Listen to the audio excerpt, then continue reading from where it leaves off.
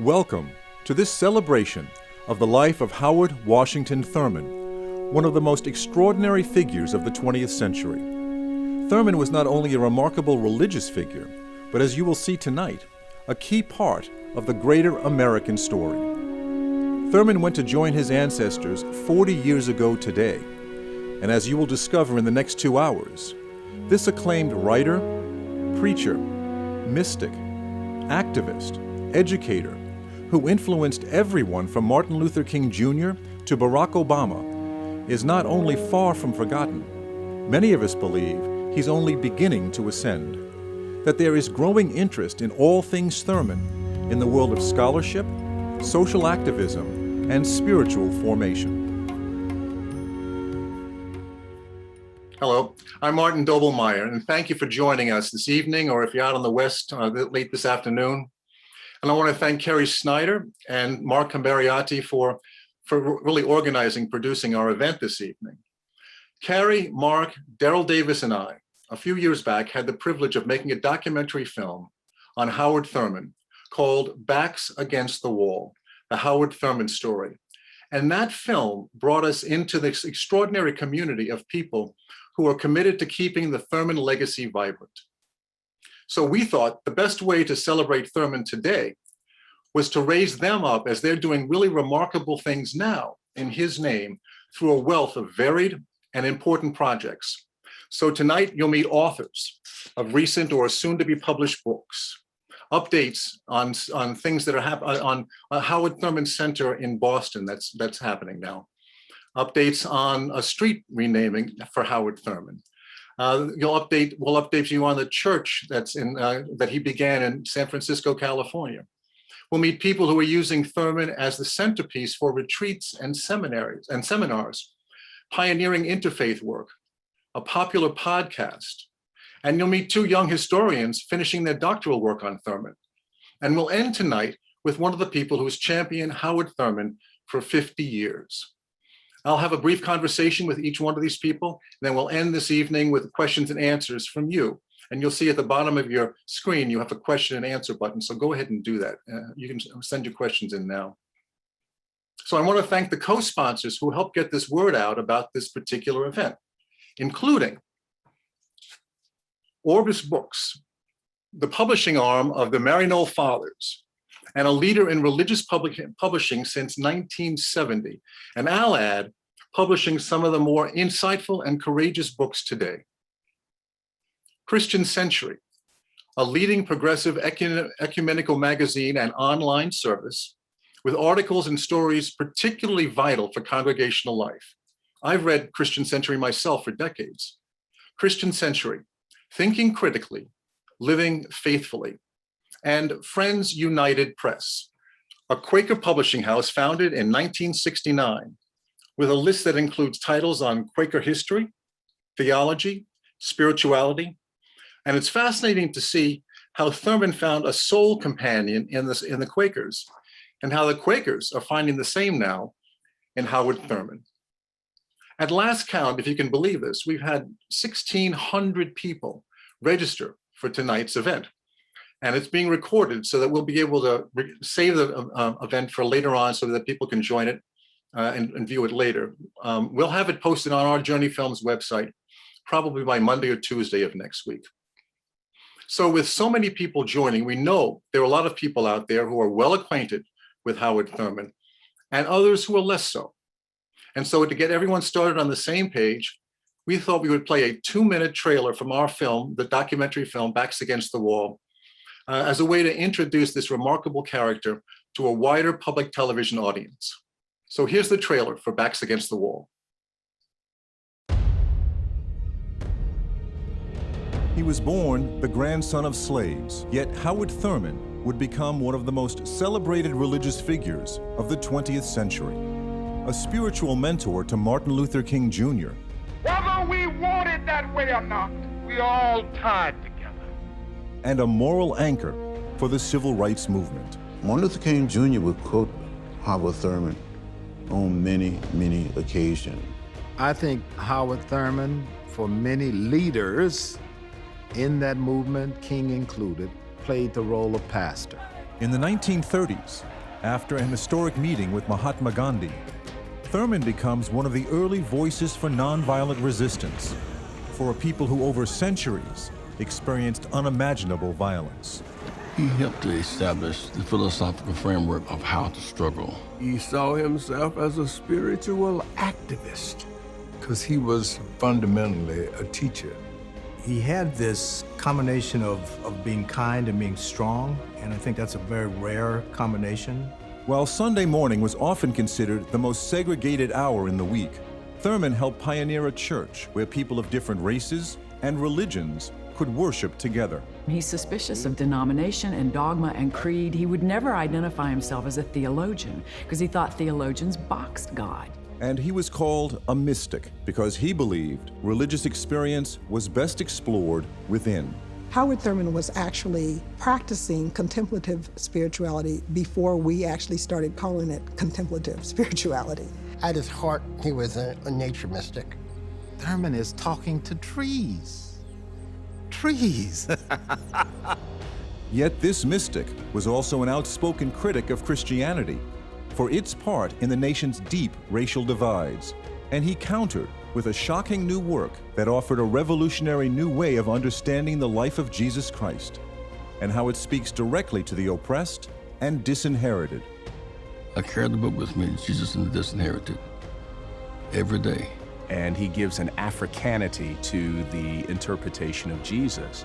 He provided a spiritual perspective that was empowering. There were people encountering Thurman's work and being shaken at their core. I would have to find out what was the word that the religion of Jesus had to say to the man with his back against the wall.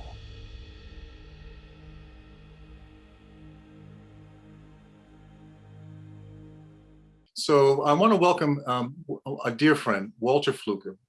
Walter, you are the senior editor for an incredible project, the Papers of Howard Washington Thurman. It's been years in the making, so I'd like you to talk a little bit about what this process has been, the size of the project, the scope of it that you've been working on for the last many years.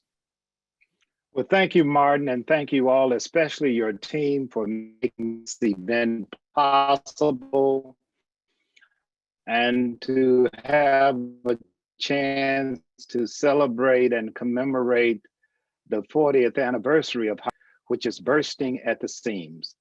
And I'm glad that we are all a part of it.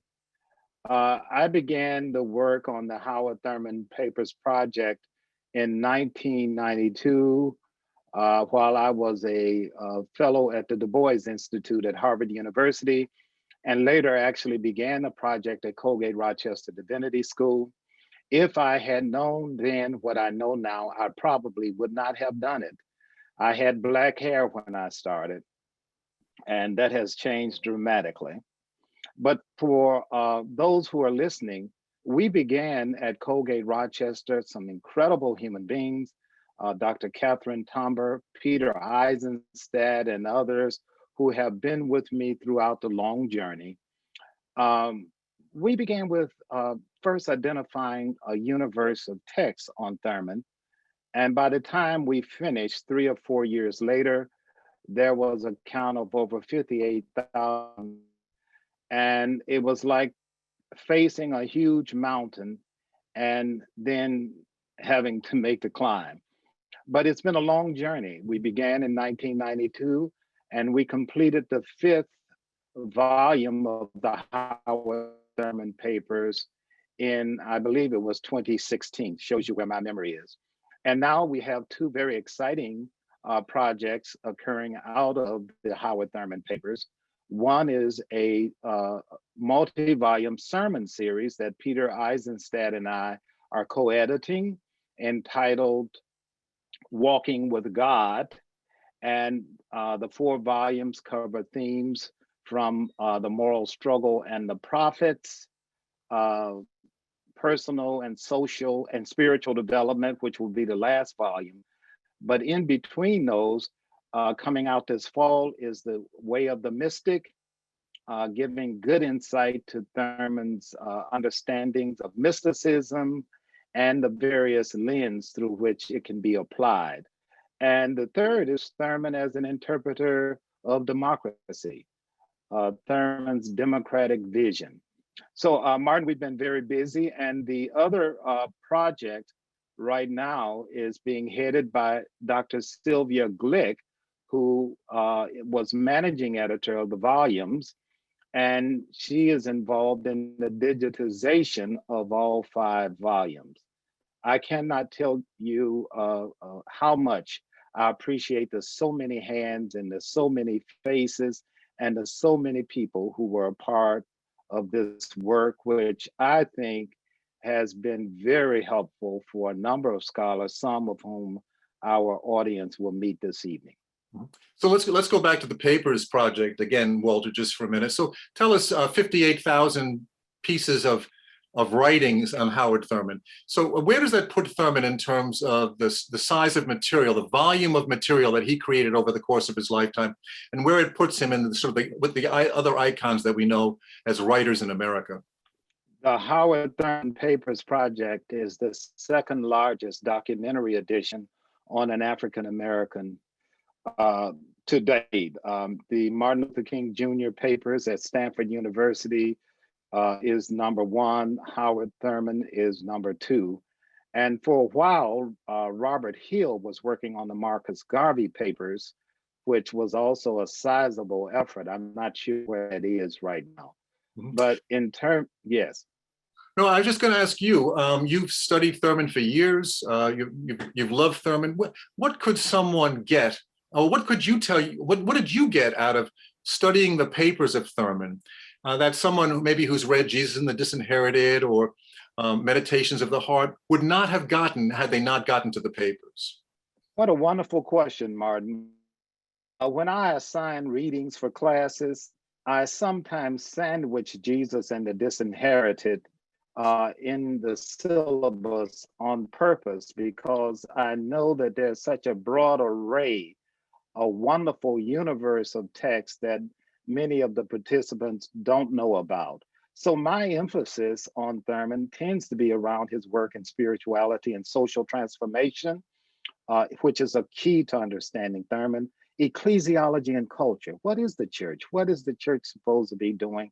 And what would it look like if it took community seriously?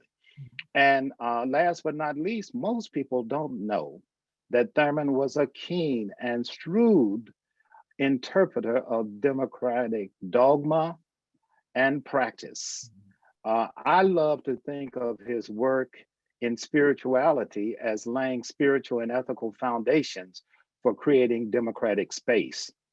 It may be one of the most bountiful and critical resources in Thurman that will feed where we are today, especially in this nation, as we wrestle with huge issues that range not only from the pandemic, but the incredible intersections of conversations regarding the future of the democratic experiment in America.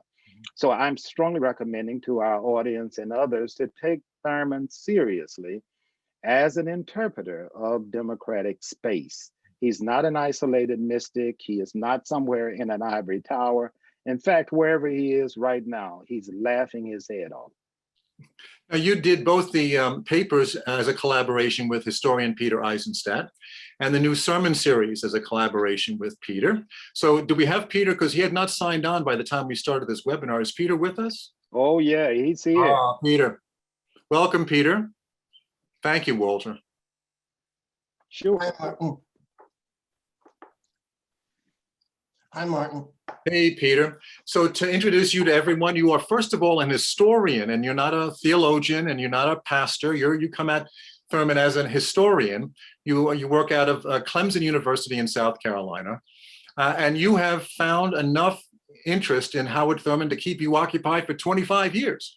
And now after all this effort and all the work with the Papers Project and the Sermons Project, you have just released now a new biography, what people are calling a masterpiece biography on Howard Thurman. It's called Against the Hounds of Hell. First of all, congratulations. Any work that gets finished, congratulations. We haven't finished the work. Where does the title come from? Well, first, let me say how honored I am to be here with all of these distinguished panelists.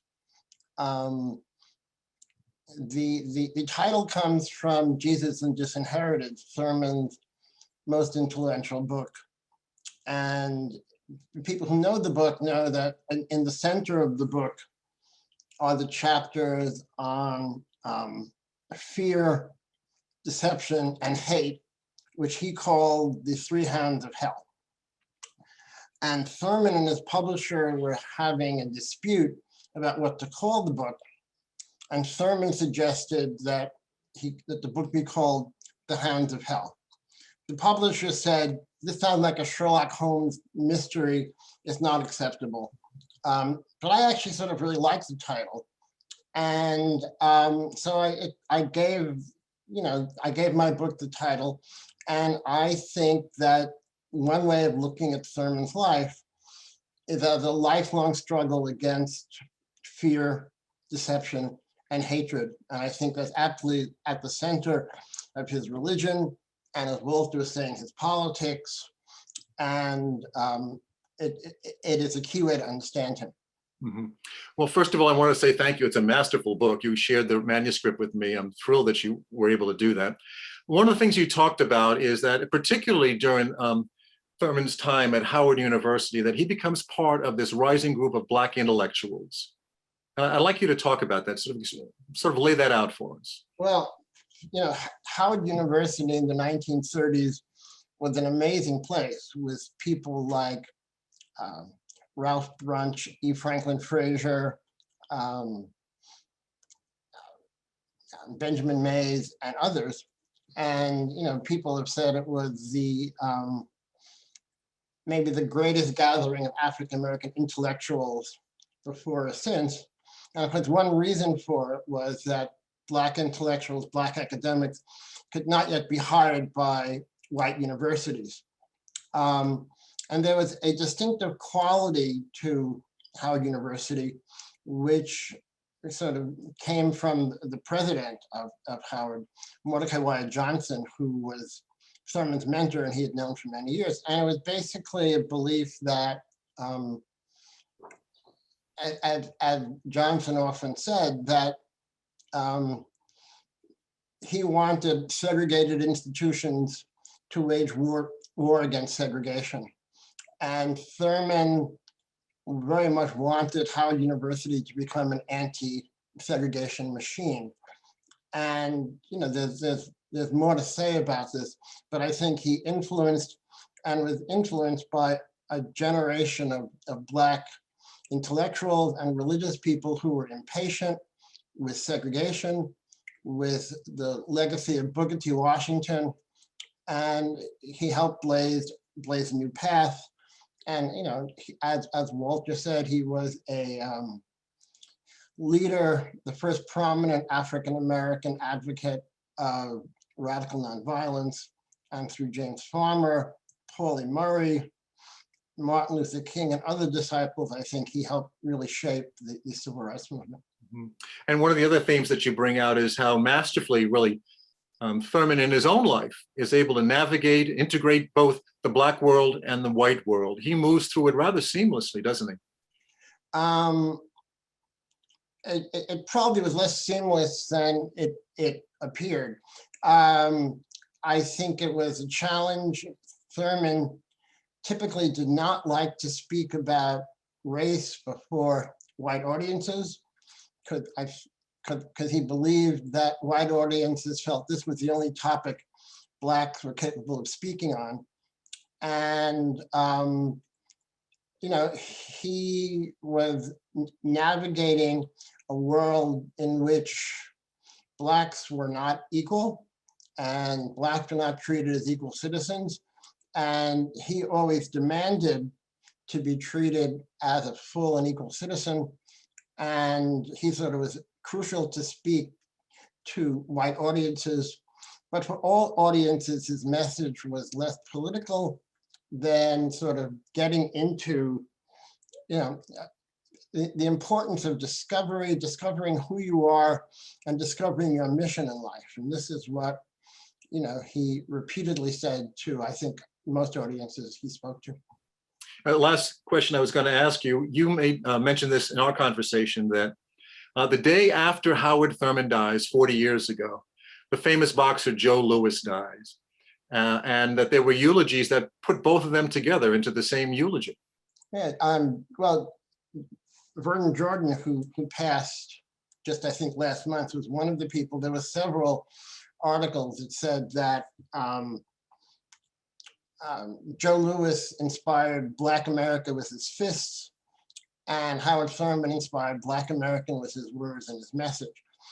Thurman really would have liked that. Thurman was, like myself, one of these unathletic intellectuals who really dreamed of hitting home runs and stuff like that.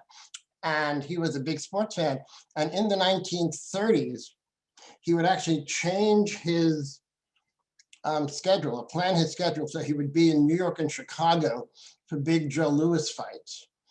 And he wrote about Joe Louis after the famous fight with Max Schmeling. And I think on this 40th anniversary of his death, maybe it's nice to think of Thurman as not only a mystic and someone religious and somebody who was a fighter, somebody who was tough, somebody who didn't take crap from people. And there's a toughness and lack of sentimentality to Thurman, which is important. So I guess if I have one message to impart today is think of, Thurman as sort of one of the Joe Louis's radical nonviolence.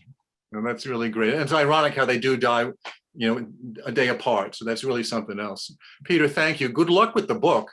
It's been getting great reviews. Good luck with your book, Against the Hounds of Hell. Good luck with it. And it's getting great reviews. So you're doing great. Thank you. And, and just one last comment with Walter, I'm delighted to have worked on the Thurman papers and I think help inspire a new generation of Thurman scholarship. Good. I want to go to Boston now. I graduated from Boston University, so this is close to my own heart, and to spotlight the work that's going on up at Boston University in the creation of the new Howard Thurman Center for Common Ground.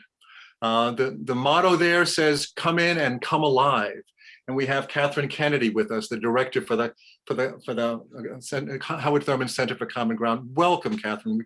We're thrilled that you're with us. Well, thank you so much, Martin. And I, like Peter, am so honored to be with this distinguished group of people. And, before I start talking about the Thurman Center, I do want to say that we are celebrating our 35th year of existence. And the Howard Thurman Center for Common Ground at Boston University is our students' center, whose work and mission is to continue Thurman's work of breaking barriers of divisiveness that separate people based on issues of race, culture, ethnicity, religion, gender, and sexual identity. When he was invited to come to BU, and people who knew him asked, why would he in 1953 decide to come to Boston at a time when racism and segregation were still raging in our country? And he said, at Boston University, I will touch at every step of the way hundreds of young people who themselves will be going to the ends of the earth to take up their responsibilities as citizens of communities. And conceivably, that means the widest dissemination of the ideas in which I believe. I think we all know who know Thurman knew that his belief was in the unity of all people, which he thought could be achieved through the search for common ground. Now we're seeing in the background there, we can see that you're in the center right now, right? So when you say the new Thurman Center, we moved in January of 2020 into a 20,000 square foot, 2-story space. And as I said, we're celebrating our 35th year. It's a historic building. It's a 5-story building. And we are on the corner of Commonwealth Avenue and Essex Street. And we sit at the foot of the Boston University Bridge, which we also believe is very significant in identifying who we are and the work that we do. And we all know now, because of COVID, everything has changed. The new center, the brand new center was open for 38 days. Is that right? Before you had a Yes, it was. And as you can see, that was our entrance and there were balloons. So that was, that picture was taken during the time when we were doing our very long grand opening celebration. So we are charged with permeating all of Boston University's campuses with an ethos of common ground. And we, seek to accomplish this in several ways. Every matriculating undergraduate student must attend a mandatory day of common ground summer orientation hosted by the Thurman Center. Another significant component of the center is our student ambassador program. It is a leadership development program that includes our students actively reading Thurman's work and learning how to interpret his writings and sharing his messages with others. And we're literally talking about thousands of students here that then become part of the freshman class coming in, and they're getting this orientation not only on the center, but on Thurman himself. Absolutely, and we continue that. So all of the programs that we put on Monday through Sunday, every week during the academic year, are focused on Thurman's philosophy. I would like to also share with you another way that we, continue to share his work. We put a lot of effort into identifying what we call our student ambassadors, and they are not new to our new space either. They were around for at least the past 25 years, and they have gone on to fulfill Thurman's dream of students taking up their responsibilities. And if I could just for a second name just a couple who I think, everyone would recognize. We have BU students who are Thurman ambassadors, who have gone on to be commencement speakers, as well as a very well-known young woman who is U.S. Congressperson Alexandria Ocasio-Cortez, better known as AOC. She was a very ardent Thurman ambassador. We have Jonathan Priester, who works for Google, who was just appointed a BU trustee this past fall. He's the youngest member of the trustee board. And even this year's commencement speaker that was just selected this past Friday is a Howard Thurman student ambassador. I also want to say that our international students also serve as ambassadors, and they have returned to their countries and continued in successful areas of their own. So all of our students who get involved with the Thurman legacy continue his work and live his dream. Oh, that's great, Katherine. Do you hope, I'm assuming everybody hopes you'll all be back to normal come the fall of 2021. That's our plan. We know that academically we are planning in-person classes again, and our programs will resume to be in person. But during COVID, when the university had to suspend our classes, we, like everyone else, had to pivot, and we turned several of our programs into virtual ones. And we also were able to increase our marketing efforts, which in a way I think was a blessing, which we might not have done as rapidly if it hadn't been for COVID. And so we've been able to shape the Thurman legacy digitally through our website and our newsletters and other social media. Well, we're going to put all that information on our website so we can get people who are watching tonight to get up to see what you're doing. I'm hoping to get back on campus sometime in the fall, maybe the late fall. I would love to come by the center. I have not been to the new center yet, so I'm really excited about seeing that. Katherine, thank you for joining us. Thank you so much. Well, thank you so much for having me. A pleasure. I want to bring on Greg Ellison, who, Greg Ellison, this last fall, Gregory Ellison II. There you are, Gregory. You actually had a project that had been in the making for a long time, and it finally came to fruition. You published a really extraordinary work anchored in the current, discovering Howard Thurman as educator, activist, guide, and prophet, a collection of essays by some really gifted Thurman devotees. Tell us about it. Well, Martin, let me just say thank you again for bringing us together on this very special evening. It feels like a family reunion. Some folks you haven't seen, and then, I'm your cousin, and you really don't know their name, but then you get to know them, and they're part of the family. So it's so good to be here. And that was really the intent behind Anchored in the Current in 2013. And dear friend and editor from Westminster, John Knox Press, invited me to work on a book about Thurman. And my my idea was to bring together some of my best friends, an intergenerational group of leaders, to not only think about Thurman's life, but also to think about how his legacy continues to inform their daily living. And so in the fall of 2016, a number of us joined together on the Alex Haley farm to build community, because we wanted the book to be more than just words on a page. And there are some of my friends, you'll see Parker and Brother Luther and Dr. Walter here. Is Lyza right there in the front row? Yeah, Liza's on the front row, and Luke Powery and Starsky Wilson. What a dynamic group of people.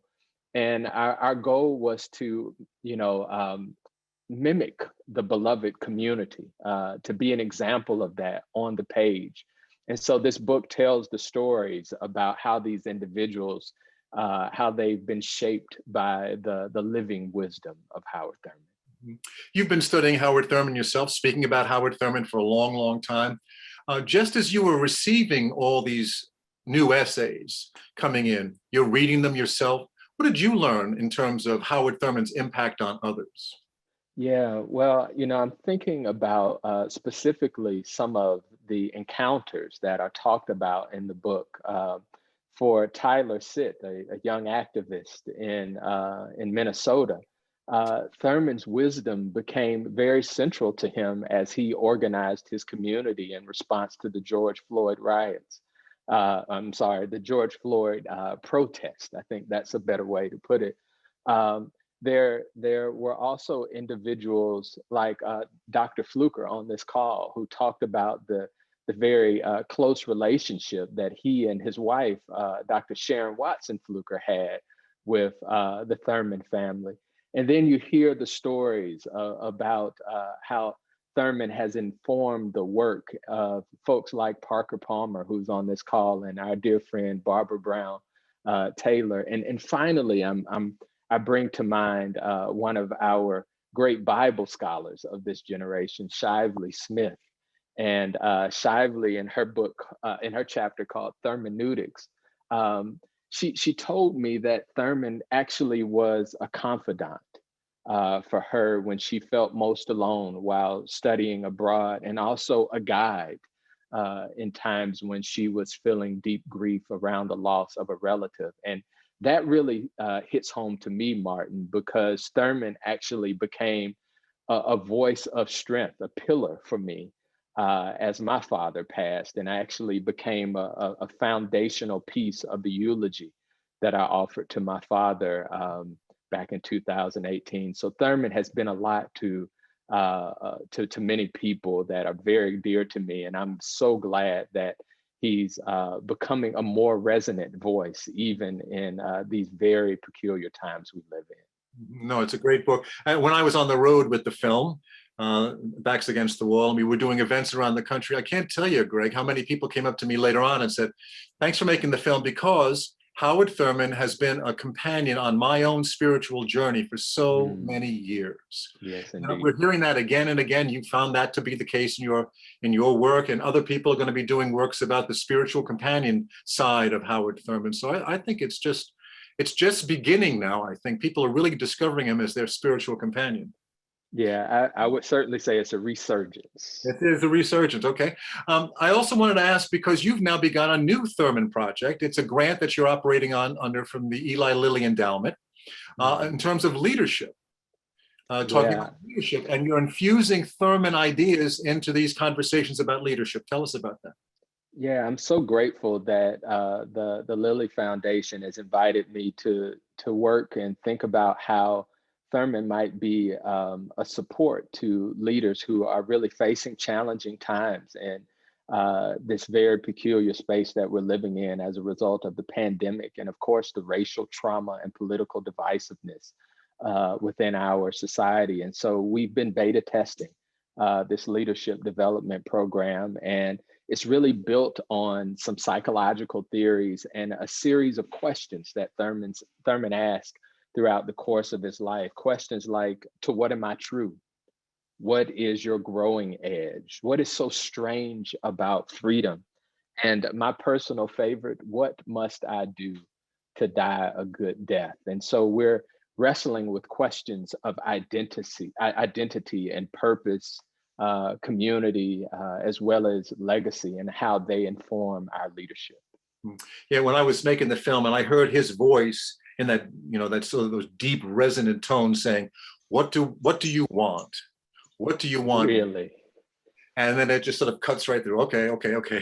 Hold on. I have to think about this one. Well, look, good luck with this project on leadership, Greg. It's great to have gotten to know you and the wonderful work that you're doing with not only the book, but also to the great work in leadership. So keep us informed about that. Thank you. Thank you so much. Thank you for having me, Martin. Pleasure. Paul Harvey, are you with us? Yes, I'm here. Paul, it's good to see you. How are you doing, Paul? I'm doing very well. Your face is becoming more and more familiar to people because many people saw you on the PBS series, The Black Church. You get people coming up in the supermarket and saying, I think I know you. Don't I know you from somewhere? Congratulations on that. Thank you. You're really one of the ranking thinkers in terms of race and religion in America today. Your book is Howard Thurman and the Disinherited. You and I had the privilege of working together, I guess it was a couple of years ago.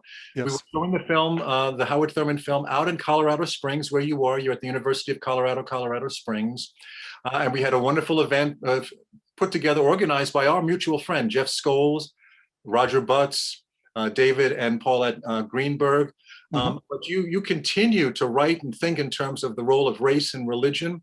And in your book on Thurman, that's what you wanted to raise up, that he really felt as though religion really had a radical role to play in the racial dilemma that we have ourselves in now in America.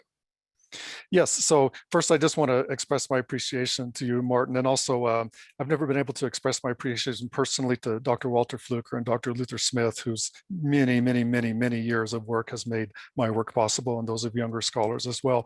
I encountered the work of Howard Thurman and working on a book about images of the color of Christ in a book called The Color of Christ I published some years ago.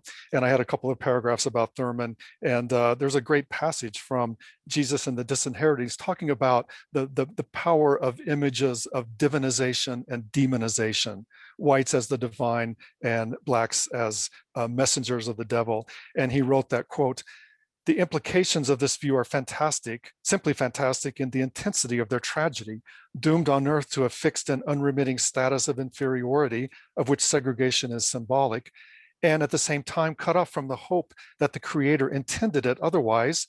Those who are thus victimized are stripped of all social protection. Under such circumstances, there is but a step from being despised to despising oneself." Very, very characteristic Thurman passage of that, from being despised to despising oneself, that kind of a terrible equilibrium of hatred is something that he grappled with. And he was very, as Peter Eisenstadt said, he was very unsentimental in his grappling with that very thing. And there's also a great story of him being in India and being challenged by a lawyer, I think it was a barrister in India, who said, who are you to come represent Christianity? Look at what Christianity has done in America. And it was a kind of a central event in Thurman's life.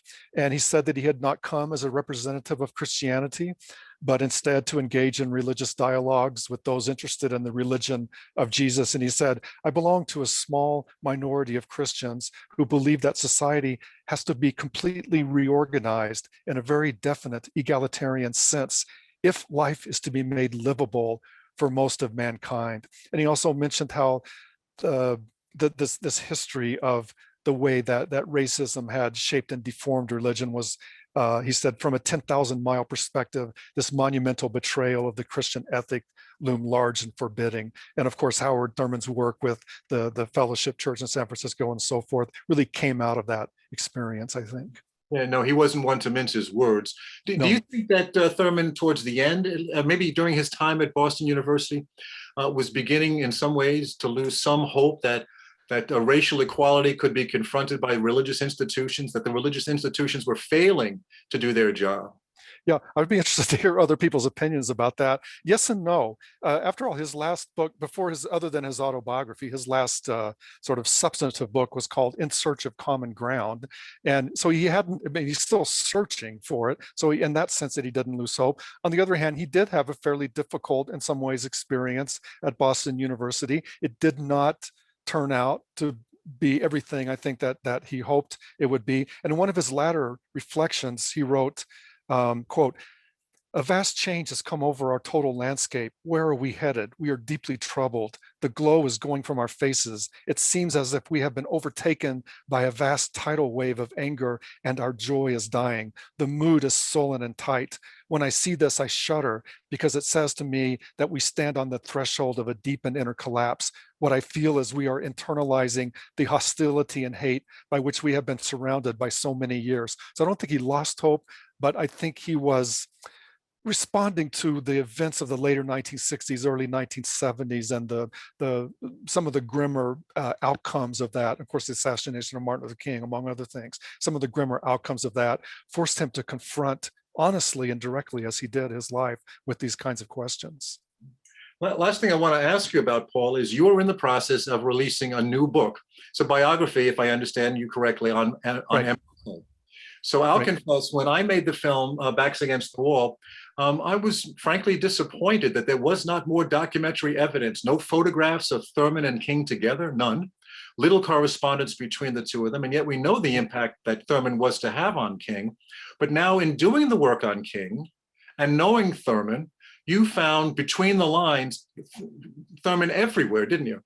Yeah, between the lines and inside the lines, and completely saturated within the lines of his sermon, of Martin Luther King's sermons in the 1950s, is the language of Howard Thurman. I would not have known that if I had not done this work on Howard Thurman before, or I would have known it a little bit. There are a couple of passages that are direct quotations from Thurman, but I would not have understood the degree to which, although they did not know each other well personally, and they had some correspondence, but it wasn't a lot, and there's no photographs and so forth, but Thurman had so deeply internalized, King had so deeply internalized Thurman's philosophy that he could not help but communicate that. And the way that I expressed it in my biography of King is to say that Thurman was the private intellectual generating these ideas and bringing them to certain kinds of audiences, middle-class intellectual audiences in particular. King was the person who knew how to translate those ideas to the masses. Yeah, to mainstream, he really could. When will the book come out on King? Probably about October, I believe. It's called Martin Luther King, A Redemptive Power, published by Rowman and Littlefield. I proposed several years ago to write for Rowman and Littlefield a biography of Howard Thurman, and they said, "Who?" Who? Yeah. And then I said, and I found a different publisher. But actually, it turned out to be the perfect order to write them in. Smart, very smart. I went in a couple of years ago and proposed to public television, let's do a film on Howard Thurman. And they said somebody actually had to go down the hall, print out the Wikipedia page, and hand it out to the people at the meeting. So we're working against the tide, but congratulations. I'm looking forward to the new MLK book. Thank you for joining us. Thank Paul. you. Thank you very much. So I have a question for everybody out there. So what happens when you take a Grammy Award-winning singer and songwriter and activist, and a celebrated writer and educator, and I think a prophetic voice, and ground it all in Howard Thurman? The answer is a popular podcast called The Growing Edge. And we want to welcome Carrie Newcomer and Parker Palmer. Welcome to you both. Thank you, Martin. Thank you so much. Parker, let's start with you. Why did you want to call your podcast The Growing Edge? Well, let me say, first of all, that Carrie and I are Quakers, so our connection with Howard Thurman comes in part by that root. Carrie's a longtime Thurman reader, and I had the privilege of writing a chapter for Greg Ellison, my friend's new book on Thurman, Anchored in the Current. I think the answer to your question, which I'll try to keep brief because it's a big question, but to me a very important one, why we named it The Growing Edge, has to do with the fact that if you have an open heart, it's hard not to feel the constant presence of death in our world. And if you feel the constancy of death, it's hard to hold to the kind of hope that keeps you engaged in the struggle for love, truth, and justice. So the famous quote, which I'm going to read a bit of right now, spoke directly to our condition, both Carrie's and mine. All around us, life is dying and life is being born. The fruit ripens on the tree. The roots are silently at work in the darkness of the earth, against a time when there shall be new leaves, fresh blossoms, green fruit. Such is the growing edge. This is the basis of hope in moments of despair, the incentive to carry on when times are out of joint and dreams whiten into ash. The birth of the child, life's most dramatic answer to death. This is the growing edge incarnate. Look well to the growing edge. And in Howard Thurman, we find a man who was no stranger to death, a man whose grandmother was a former slave, a man who knew generational death. And yet we have a man whose hope was sustained by the constant uprising of new life in our midst, a man who really knew what it means to say, death shall have no dominion. And so for someone like me, with my gender, racial, educational, economic identity, Thurman's hope is what I call credible hope. It's spoken from a place of profound struggle and suffering and unjust death. And when I hear hope in Thurman's voice, I think, if he can hold to hope and I can't, what's wrong with me? What does that say about me? So in a quiet, life-affirming way, the growing edge is a place that challenges me daily to embrace new life. And that's the quiet challenge that Carrie and I want to share with folks who follow the growing edge. I want to bring Carrie in. Carrie, what happened over the course of doing this project was you began to expand the notion of the growing edge, didn't you? At first you thought it was mostly personal, but then you started to see it had so many more dimensions. Yes, it's been really, first of all, I'm going to back up and just say what an honor to be part of this celebration tonight. Thank you so much, Martin, for inviting me to be, and Parker, to be part of this conversation and celebration.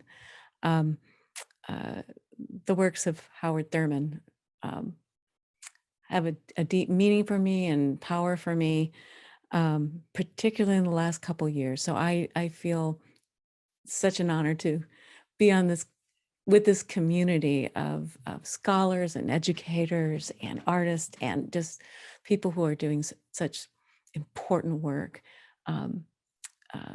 bringing forth and lifting up the work of Howard Thurman.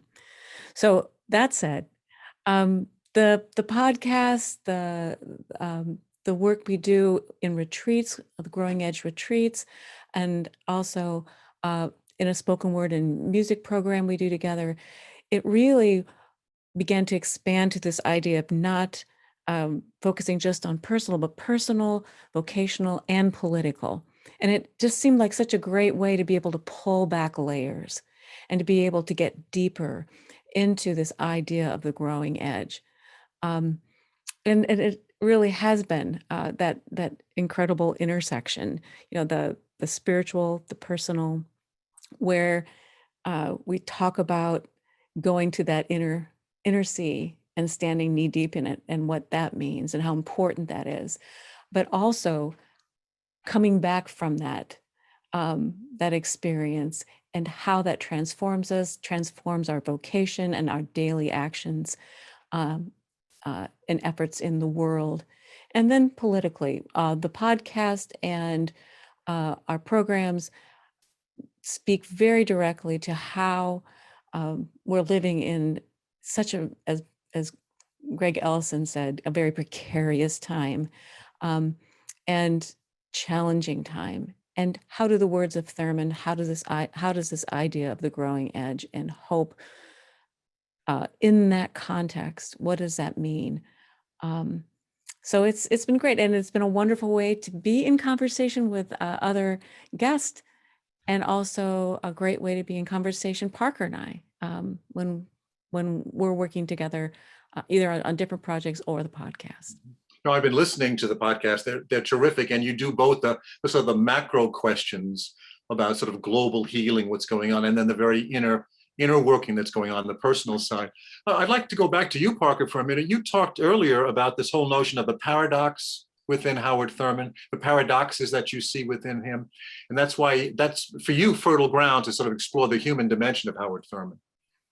Yeah, well, just because I'm a human being, I'm not sure I'd be alive today if I hadn't landed on the idea of paradox a long time ago and used it to frame my life and sort of hold the pieces together in creative tension. I've never understood how someone who doesn't appreciate paradox can understand the Christian tradition. The first shall be last and the last shall be first. If you seek your life, you lose it. But if you lose your life, you find it. Moving as gracefully as one can with the great cycle of death and new life, and not trying to skip over any of it to get to heaven. Thurman held all of this together in his person, in his work, in his ministry. And in recent years, I've been especially grateful for another paradox that I think he holds very powerfully, and that's his ability to speak both a pastoral voice and a prophetic voice. And what really strikes me about him is that he doesn't speak those voices sequentially, but stereophonically. It's a two-channel voice that in the same statement, you can hear both the pastoral care, the ministry to a suffering soul, and the prophetic challenge to that same soul, in this case, my soul. We live in a world where many people are suffering and need that pastoral voice. And when we respond to our suffering by making others suffer, we need the prophetic voice. Mm-hmm. And it's so complicated today that I keep striving as a writer, as a speaker, as a human being, to speak to myself and others with both the pastoral and prophetic voices. One of my deepest beliefs is violence is what happens when we don't know what else to do with our suffering. And for me, Thurman is always opening up something else to do with our suffering, something life-giving, something creative as an alternative to that instinctive violence. I want to go back to Carrie just to finish up. Carrie, talk a little bit about what that you've expanded it now beyond the podcast. You just briefly mentioned before about the retreats. What's the fall look like for you folks in terms of the newsletter and retreats and seminars? What else will you be doing? Well, we will not be doing in-person retreats for a little while. We're watching the science, watching when retreat centers are able to actually bring people together safely. But we are looking forward to that, the Growing Edge retreats. We are also not doing live in-person spoken word and music programs, but we will be doing one for the Pittsburgh Seminary in their religion and ethics seminar, the Healing the Heart of Democracy. A gathering of spirits for the common good. Are you working with Helen Blyer out there at Pittsburgh Seminary? Yes, who we love, who's just a force of nature. We just love Helen. And I did work with her for the Wise Women's Seminar as well.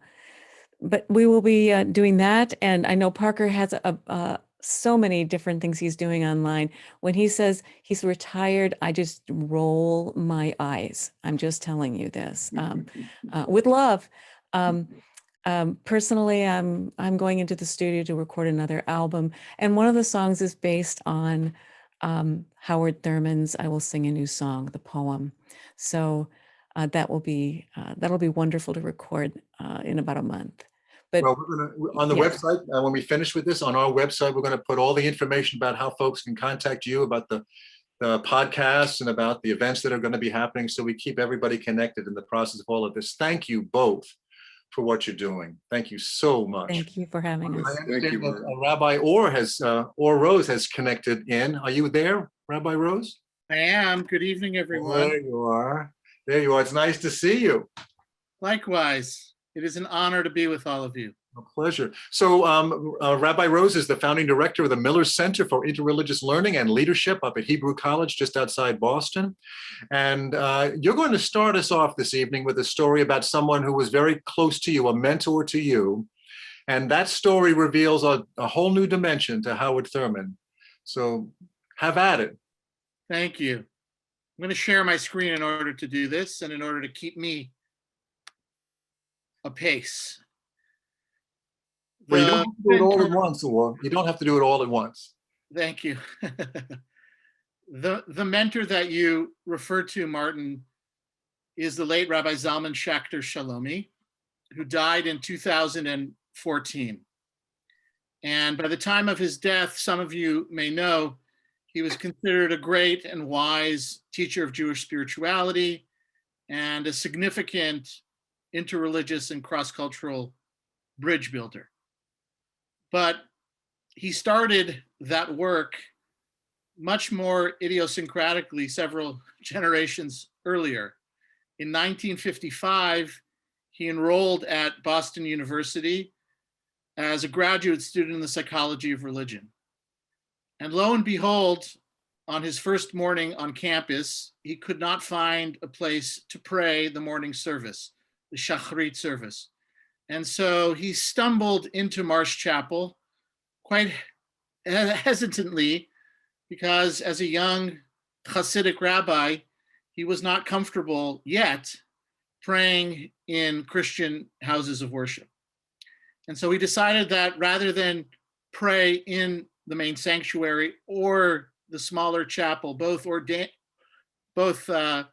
full of Christian iconography, he was going to pray quietly in the memorabilia room, the Marsh memorabilia room. And he went about this new routine for a few days. And one morning, lo and behold, a tall African-American man, casually dressed, came in and said to him, "I've noticed you here for the last few days.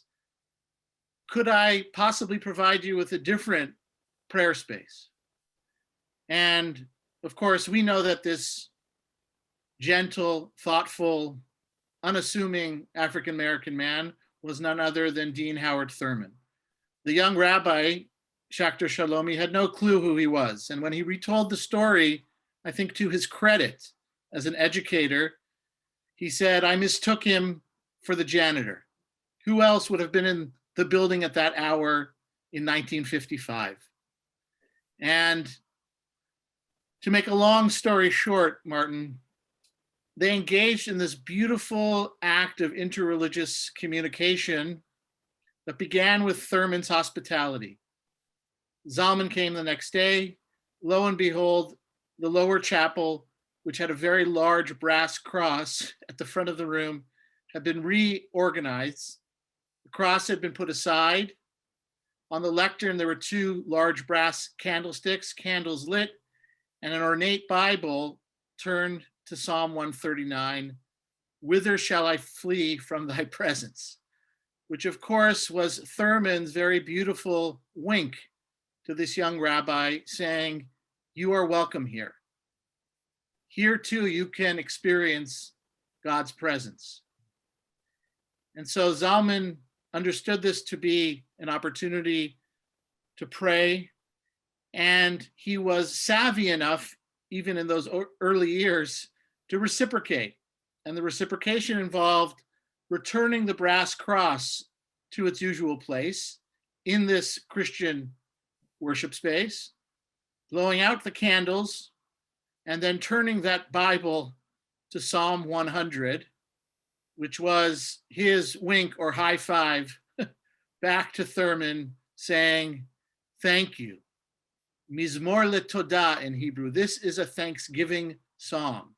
And this relationship is something to be celebrated and to be grateful for.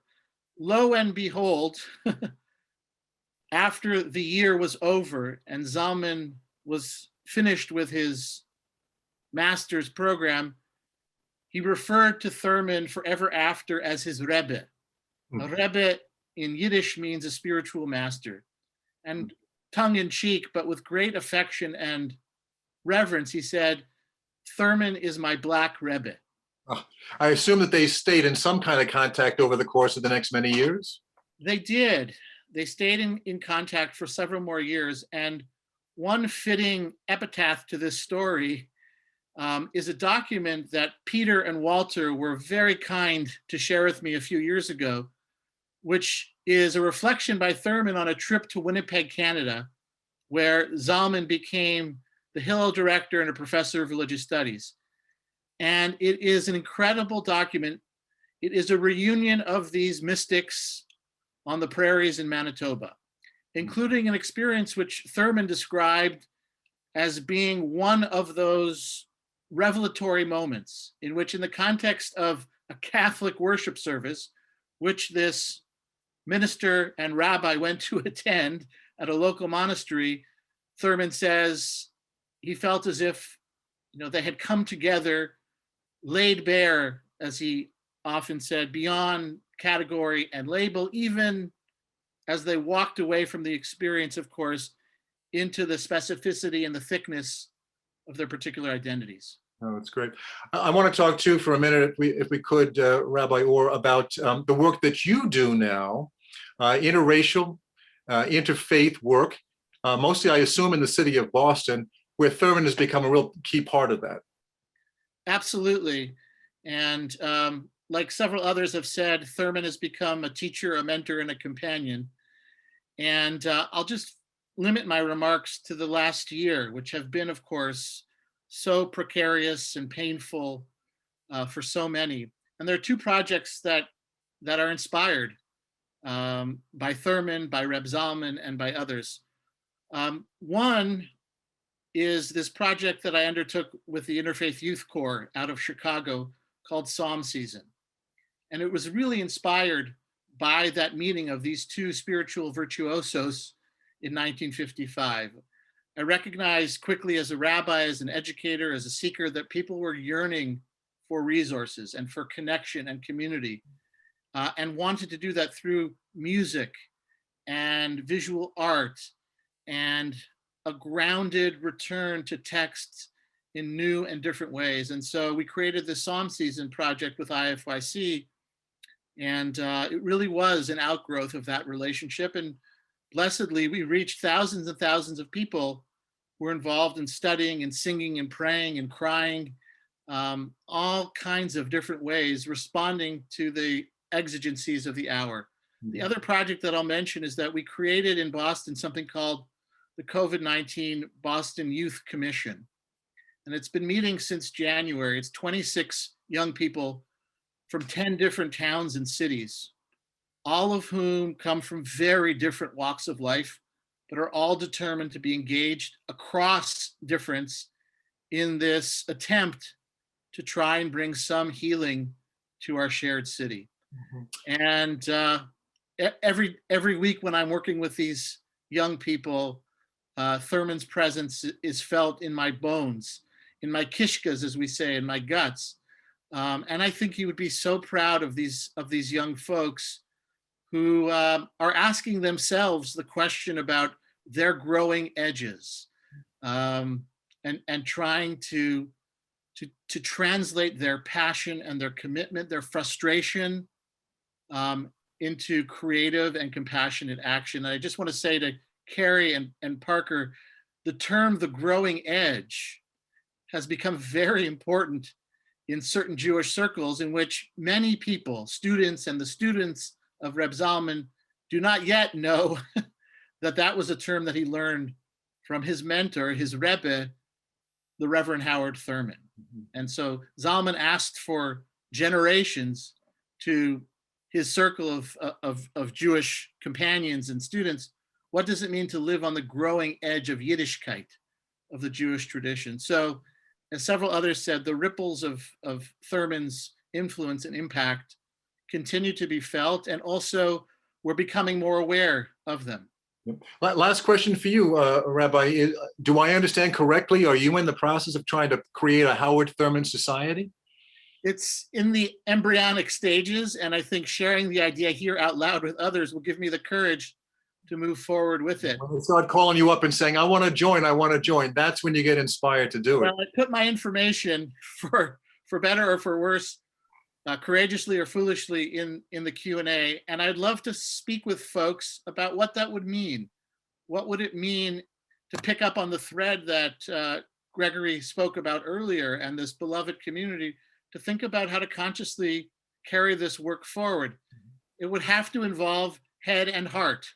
What would it mean to think about Thurman's works spiritually, theologically, politically, the place of music and the arts? Even in the vignette that I shared with you, the attention to religious aesthetics was something that was very important to him, as Peter and others know. And it was something too that brought those two men together. What does it mean to try and create sacred time and sacred space, with attention to what's happening internally and externally? So That's it. it's an So open-ended invitation. Oh, good luck with that. I mean, sign me up. If you get it started, sign me up, please. Thank you for joining us, or it's great to see you. I'm glad you could make it. Thank you. I'm honored.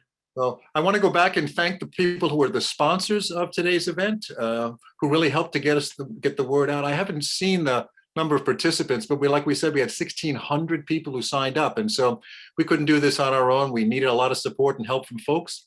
And that includes the people like Orbis Books, the publishing arm of the Maryknoll Fathers and Brothers, and the leader in religious publishing since 1970. Christian Century, a leading progressive ecumenical magazine and online service with articles and stories particularly vital for congregational life. Christian Century, Thinking Critically and Living Faithfully.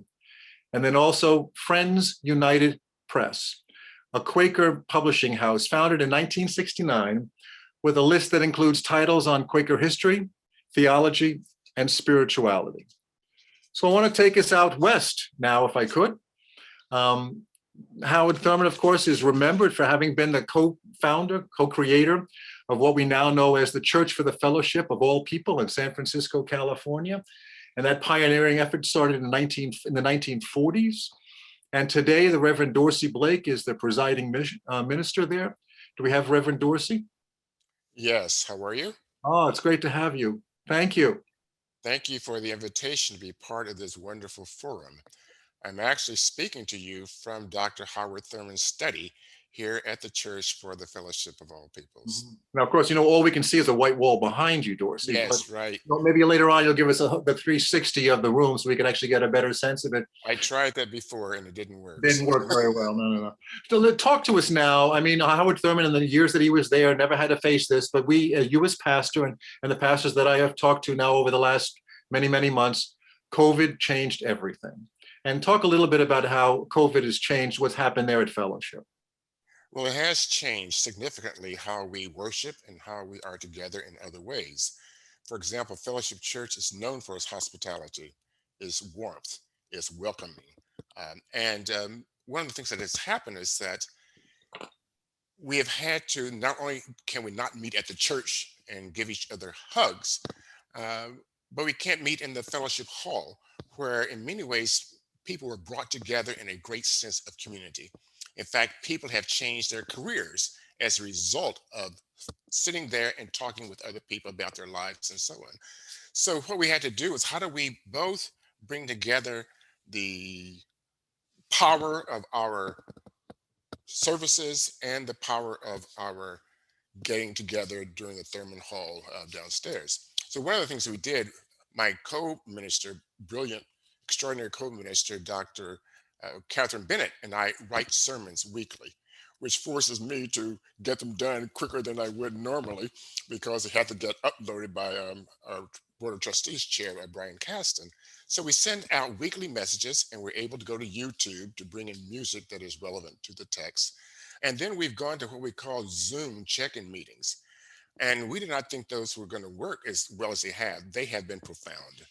We have people sharing so deeply in terms of their own personal lives, tragedies, confusion, anxieties. It has just really been amazing. And at the same time, with the Zoom, the difference is that we've been able to attract people from all across the United States and Europe, people who would not be able to come to Fellowship Church physically, but they have joined us. And that's been tremendous. Not only during new members out of the virtual experiences, you've gotten new members for the church. We've got new members, and we've gotten a new community. And I'm sure part of it has to do with your film too. People have heard about Dr. Thurman, and they searched for the church, and found the church, and have become really a part of it. They've also joined what we call our Engaged Spirituality, which meets once a month, usually the third Sunday. And we study different authors, different books, and so on. Currently, we're finishing studying Disciplines of the Spirit by Dr. Howard Thurman. So we've had people get from Chicago, Memphis, Portland, New York,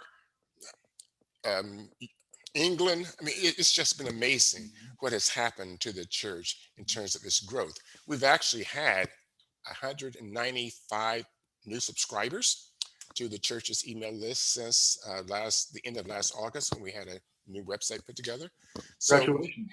we've had that kind of experience, a real serious growth. Now talk to me too about and tell the people who are watching about the kinds of people, the denominational differences that you have within your congregation. It's really quite stunning.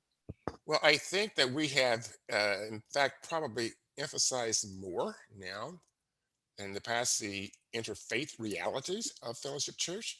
So we do have not only people from traditional Christian denominations, CMEs, Methodists, Baptists, UCC, you had Unitarian Universalists, but we also have, in Catholics, we also have Buddhists, Jews, we have communists, and we have people who don't believe in God as part of the church. So tell me now, how do you, it's Monday morning, I know it's Monday morning and you've got to sort of look ahead to your preaching on this coming weekend. And for all the people who are pastors now watching this webinar, how do you prepare? How do you write a sermon knowing that kind of dispersed audience that's out there waiting for you? Well, there is something that we hold in common, all the people who gather, and that is the search for justice, the search for common ground, the search for what King called beloved community, the search for what Jesus called the kingdom of God. So we're all united in trying to create a better world.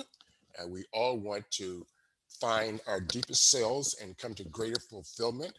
We want to make sure we have the inner and the outward religious experiences working together. So those are common grounds of coming together. So we emphasize that. We all want to do what we can in our daily living to manifest this new creation that must come into being, this new human being that must come into being. So that's the basis of our services, the fact that we know that we can only do this when we really bring in people from various dimensions of life and share profound religious experiences. The denominations of the religions are all just, what do you call it? They're forums or they're paths, but they're not absolute. No religion is absolute in itself. It is part of helping us to find who we are, part of helping us to negotiate life. And so we also try to help people negotiate life, but not necessarily tied to any particular religious tradition, although we use sayings from many different ones. For example, Dr. Bennett, again, is in charge of our bulletins, and every week she will have a message from a poem or something from Judaism, Buddhism. It could be Audre Lorde, it could be Tagore, it could be Rumi, it could be Hafiz, it could be from a Native American tradition. So the people in our church are used to being influenced by these various traditions, and they actually celebrate them. That's one of the things that I think really people appreciate so very, very much. You're coming up to 30 years now, aren't you there, Dorsey? Just about, yes. Congratulations. Thank you very much. Good fellowship. It's great to see you. And as soon as this the pandemic is all over with, I got my second shot the other day, so I'm starting to feel hope. Yeah, that's right. That's what we're starting to feel a little bit of hope that things might actually begin to turn around. I'm coming out to San Francisco to see you guys. I would love to host you. I want to stay in San Francisco a little bit and talk to Anton Wong. Do we have Anton? Yes. Hi, Martin. Anton, there you are, grandson to Howard Washington Thurman. It's great to see you again. Oh, yes. Always good to see you, Martin. You've been well? I've been very well. Very well. It's been an amazing time, actually. It hasn't all been bad. This whole COVID experience has been some amazing things. In fact, what I'm about to tell is really connected also with it. Okay. Well, we have I think you sent us a photograph of you with your grandfather that was taken out in San Francisco. Carrie Snyder will probably put it up in a second or two, but there it comes. Got that? There it is. Yeah. Right. So you have fun. That was taken out in San Francisco, I'm going to assume. Yes, right? Yes, that was at 2020 Stockton Street. Absolutely. And I'm going to guess in that picture, you're how old? 16, 18? No, actually, I think I may have been in college in that picture. So it may have been the late 70s, I believe. I don't think I was in high school at that point, but I think it's one of the few pictures I've ever seen of the two of us together. Memory of your grandfather, what kind of memory do you carry now of your grandfather after he's been gone for 40 years? Well, I mean, I think of him all the time. He was probably the biggest influence in my life. I mean, him and my mother as well. My mother was you know, inherited so much of his spirituality, but he really made me who I am in terms of the way I look at things, the way I deal with people. I think he was a great example of that. And I think that it really started. First of all, I was raised in New York, so I would only see him really on vacations or semester breaks in college. And every time I went out there, I would come to the house and he'd be waiting for me at the top of the stair. There's a kind of this winding stair that goes up at 2020 Stockton. He'd be at the top of the stairs and he'd give me this big bear hug and almost lift me off the ground. You know, he was a wide man. He wasn't that tall, but he was a wide. I mean, he was a huge bird. So that was, you know, one of the great memories I have. There was such a love from he just exuded love and just everything about him. And he would always give me an hour of his time. He would put in his calendar. It was like an appointment, and we would sit for an hour and talk. And it started when I was in high school, which is interesting because I think that's probably when he knew I would need it the most, because it just like I remember a light went on. All of a sudden, we started talking. Although I have to say that there was a camp that I found out later was his responsibility, had been his responsibility of sending me to the survival camp when I was 10 years old. It was a 2-week camp, and we did things like climb sheer rock cliffs, 50-foot sheer cliffs, and climb Mount Washington, and you know, whitewater canoeing, and all kind of things I wouldn't do today. But it was because of him, and it was kind of a tough crowd because it was an inner city group of kids that wouldn't normally have this opportunity. So they were from the roughest areas of New York City. Anyway, the point of the story is that he knew that what benefit it would give me, and it changed my life. I mean, after that, it was just so. And you know, the kind of talks he would have were not so much, you know, solving problems for me, but how to solve problems. You know, not giving me that you know, options for what you want to do in life could be this or that. It wasn't that. It was how to find it on my own without him even telling me that. You know, just an example. And I think that one thing I just want to say is that I think he taught me focus. And if you have focus based on love of something that you're really interested, that overcomes all obstacles. And also, you rise above the kind of egocentric and you know, politics that sometimes happen in a career path. And it also gives you the focus so that your self-worth is not defined by something else. It's defined by you know, what your personal beliefs are. And that's who he was. You know, I think they said a lot about him not being kind of on the front lines. And I think you know, a lot of people don't know him because of that. He wasn't kind of a central figure in some of the marches and so forth. And I think part of that is because he didn't need that recognition, that it was something much deeper to him. Yep. And that inner strength. You know, Peter Eisenstadt said something that really caught my ear. He said that he had toughness and lack of sentimentality, and that is exactly the kind of impression I had from him and the engagement I had with him. He actually said at one time that he's not a sentimental person, but that kindness and toughness all at the same time that I think people can perceive is very unique. And my mother was the same way. She had that kind of toughness, but was very sweet exterior. But there's a difference between being nice and kind. And kind is where you have compassion, and it comes from an inner strength. Now, you live in New York. You and your family live in New York. Yet at the same time, you want to give thanks to your grandfather now by taking on a project for the renaming of the street in the house that was where your grandfather passed away now 40 years ago. Tell us a little bit about the naming of the street that you're working on. So he lived on the corner of Stockton and there's a short street, almost like an alleyway, Pfeiffer Street, which is right there in that image there. So that on the right side, that's Stockton Street. And you would enter the building. There's actually 2 addresses. On the lower floor was 2018 Stockton, which is where the Howard Thurman Educational Trust was, and where it was created. And on the second floor, there were those windows is where the family lived, and then there was an upper floor that had spectacular views on that decks just wrapped all the way around, decks of views of the Doblmeier Bridge. Anyway, so I just had a notion that, we should rename that Pfeiffer Street Howard Thurman Place. It just came to me. I'm not sure how it came to me, but it was during the COVID. So perhaps some of the time I had on my hands, I unfortunately had been laid off from a firm, and for 6 months was unemployed. But as I was saying initially, that some great things came out of that time off. I think I needed to focus on things, and so this was one idea that I had.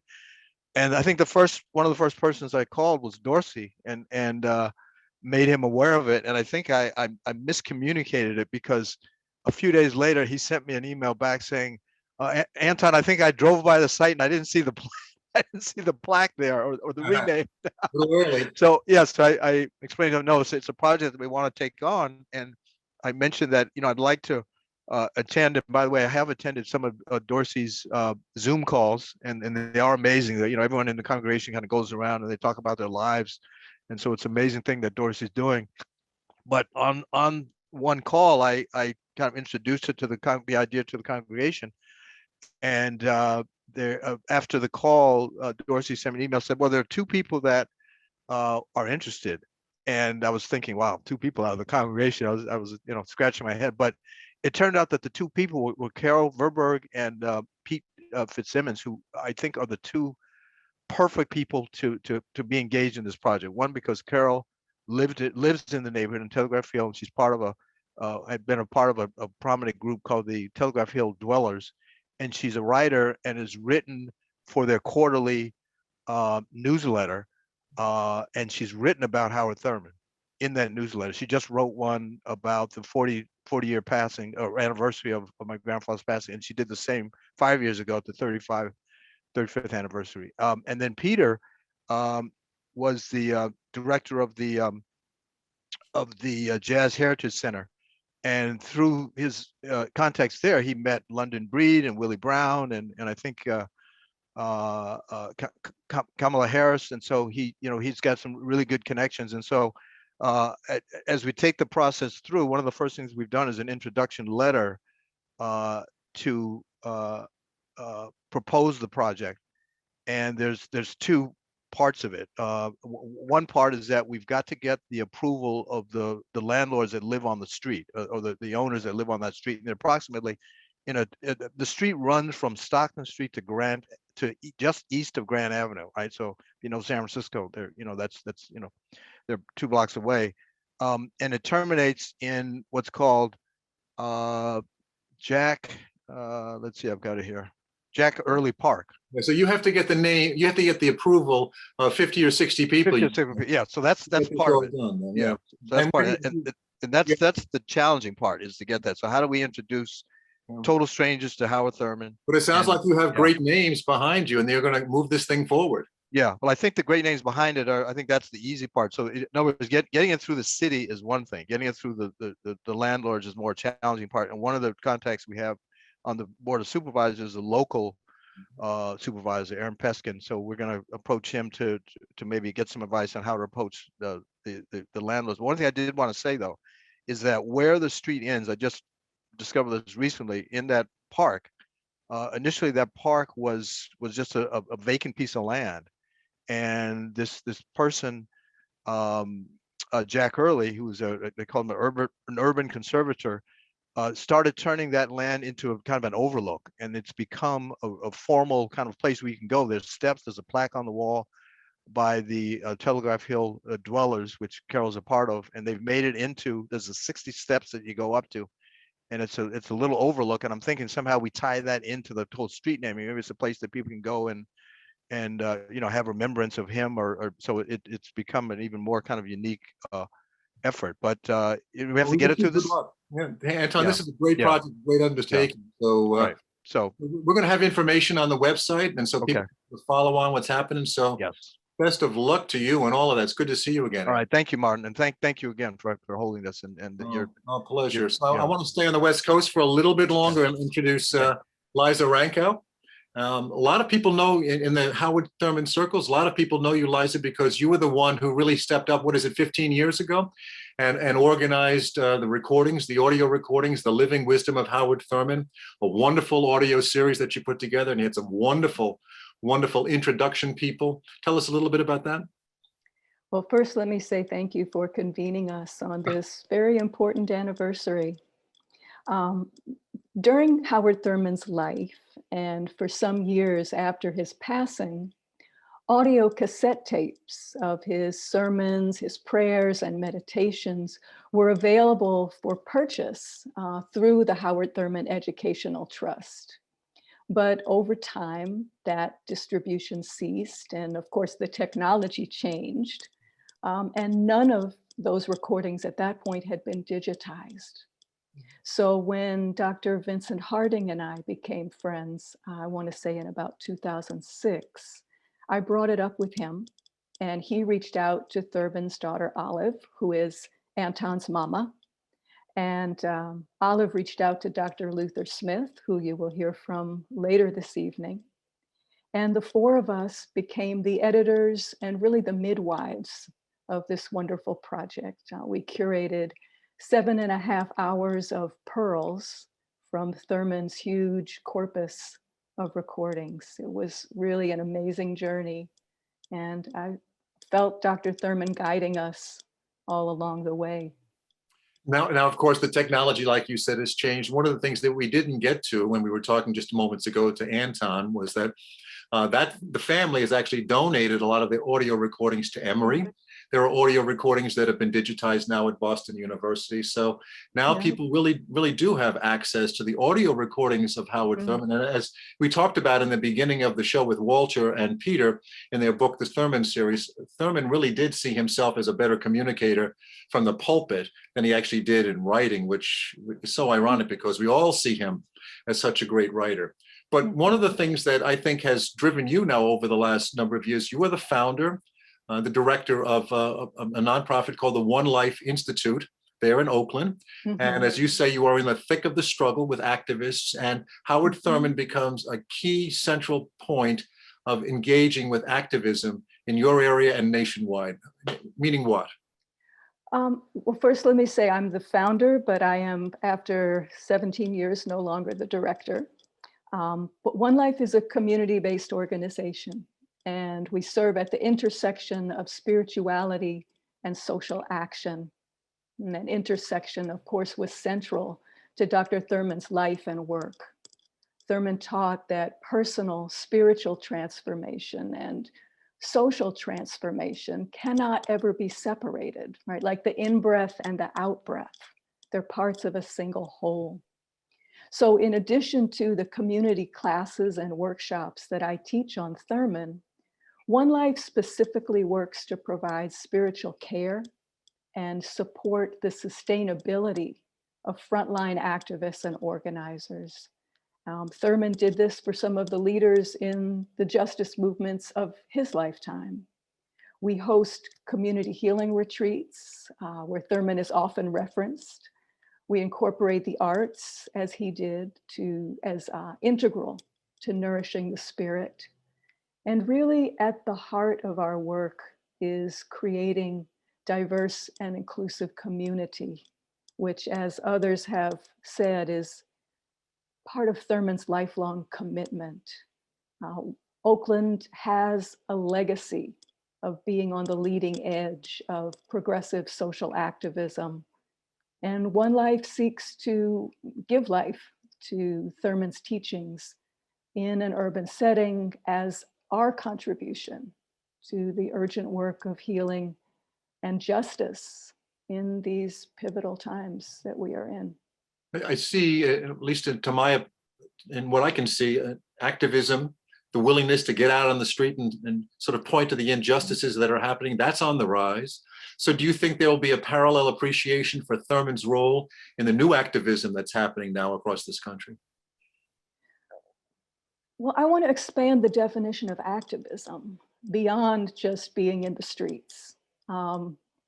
One of the folks who shared earlier mentioned that Thurman saw himself as an activist, although he was not in the streets.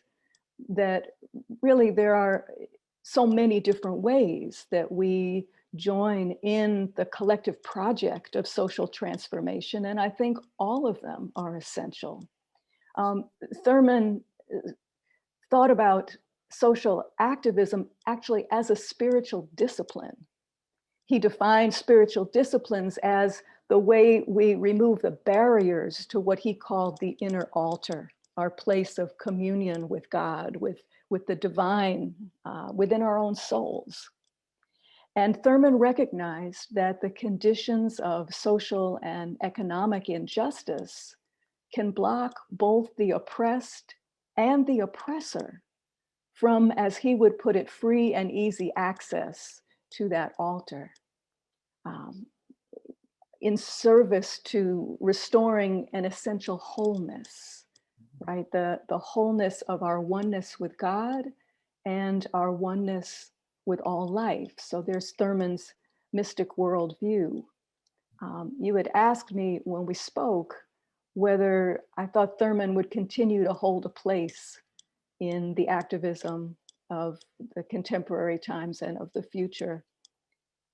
And I think, this beautiful resurgence that we're seeing of interest in his life and his legacy has a lot to offer to social activists, both in terms of the sustainability of activism through the care of the soul, but also in deepening the place from which we engage activism and bringing our wisest, best, most creative and ethical selves to the work of transforming the world. Thurman doesn't hang out in the superficial, right? He invites us to wrestle with complexity. And the dominant culture in the United States is not big on wrestling with complexity. We want it simple, don't we? We do. But I think Thurman is a guide to us in that process. He's not going to do it for us. He's not going to tell us where we need to come out with it, but he's going to invite us in. Thank you, Lyza. Thank you so much. Thanks for what you're doing. Thank you, Martin. I want to bring in Lerita Coleman Brown. And we sort of stay with this, the use of Thurman in teaching that's going on now around the country. And Lerita, you were a professor of psychology for 30 years, and now you're leading retreats and seminars on Howard Thurman. Would you talk a little bit about that now, the kinds of things that are going on in your universe? Thank you, Martin, and thank you so much for inviting me to be a part of this celebration. It's just such an honor and a gift because I'm learning so much from so many of our panelists. Yes, there are lots of retreats, lots of interest in Howard Thurman as a center of a retreat. He attracts a lot of people who are spiritual seekers, who often are contemplatives. Those are people who cherish silence and solitude and stillness. Although we often see people who may have had mystical religious experience and want to understand it better, or perhaps maybe they've heard a part of one of Howard Thurman's meditations or one of his famous sayings, such as listen to the sound of the genuine or go do what makes you come alive. Or perhaps maybe it's someone who feels like something is missing or they're feeling a sense of restlessness. There are many people who want to deepen their spiritual lives by studying the life and writings of a particular mystic or holy person.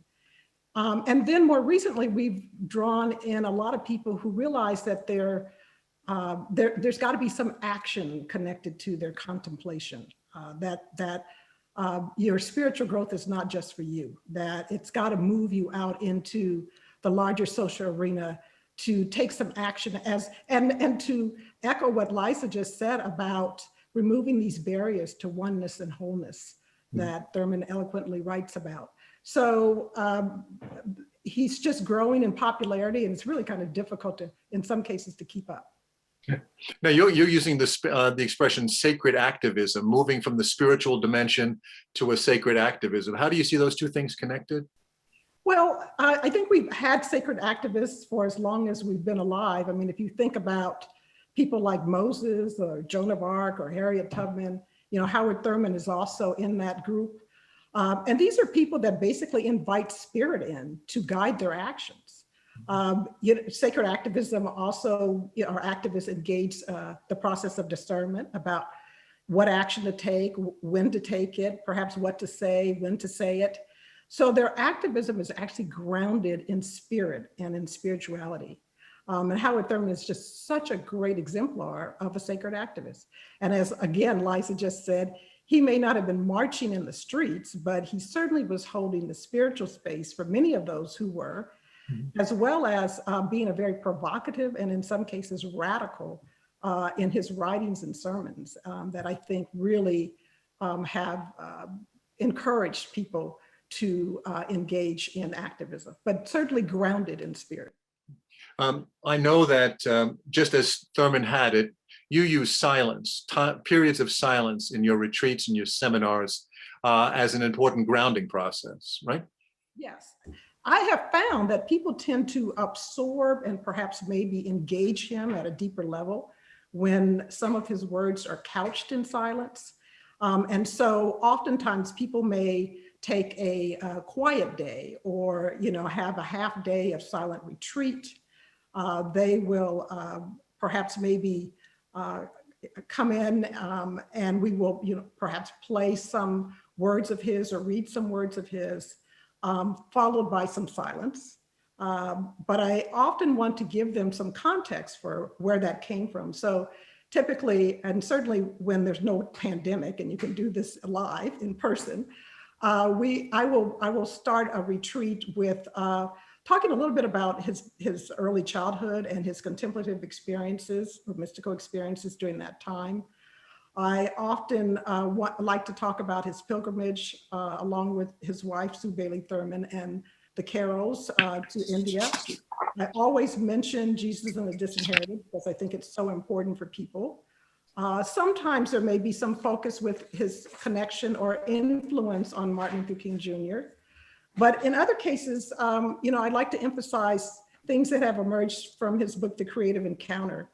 And particularly if I'm speaking at a church or a congregation, I'm trying to encourage them to create more opportunities for unity as opposed to division or separation. But I always like to hand out an extensive bibliography so people have a chance to read more about him or to go listen to his sermons and lectures. And also include a time for reflection questions. And I instruct people to find someone they do not know, because I know Thurman liked people to talk to people unlike them. And so, because he felt like there was a great progress made there. So typically we will have those kind of reflection questions in groups, although I've done it on Zoom as well. So it's not impossible to do that. We all have to adapt now, don't we? We all have. And I often like to end with his meditation, The Strength to Be Free. It really grabs people. And I think they leave with a real transformed sense of self. Just quickly now, Lerita, you're in the process of finishing off a book on Howard Thurman as spiritual companion. So I'm under contract with Broadleaf Press to write a book about Howard Thurman as a spiritual companion or spiritual guide. I've been a spiritual director for about 15 years. And I just think it would be fascinating to imagine what would he be like if you were to go to him for spiritual direction or spiritual companion. And I wonder, what he might emphasize. What might he tell you about quietness or communion with nature or being aware that you're a holy child of God? And so, yes, it will be published sometime in 2022. Great. Thank you for being with us, Lerita. Good luck with the book. Good luck with all the retreats and everything that you're doing. It's great to have you with us. Thank you so much. I want to bring on Amanda Brown, who is really part of another generation of people who are starting to think about and talk about Howard Thurman. You were kind enough, Amanda, to send me a copy of your book, The Fellowship Church, Howard Thurman and the 20th Century Religious Left. Welcome. Welcome to the webinar tonight. Talk about the theme of your book and why Howard Thurman and Fellowship Church become this wonderful metaphor for exploring the really bigger picture of what was happening in America in the 20th century. Sure. So first of all, thank you so much for having me. I'm sincerely honored to be here, and to echo Paul, I'm indebted to the work of so many of you. So thank you. I came to Thurman back in graduate school while I was writing a paper on King and just became really taken with this thought, which in some ways is surprising. I have a completely secular background and didn't really have much business studying a prominent figure in American Christianity, but Thurman just resonated and ultimately led me to a decade or so of studying intellectual history and the American religious left. So I'd wanted to write about the Fellowship Church, right, the physical embodiment of Thurman's thought for a long time. And I just couldn't figure out exactly how to position it as historically important. And that frustration led to my evaluation of both the Fellowship Church and Thurman as apart from their kind of tangible, measurable impact.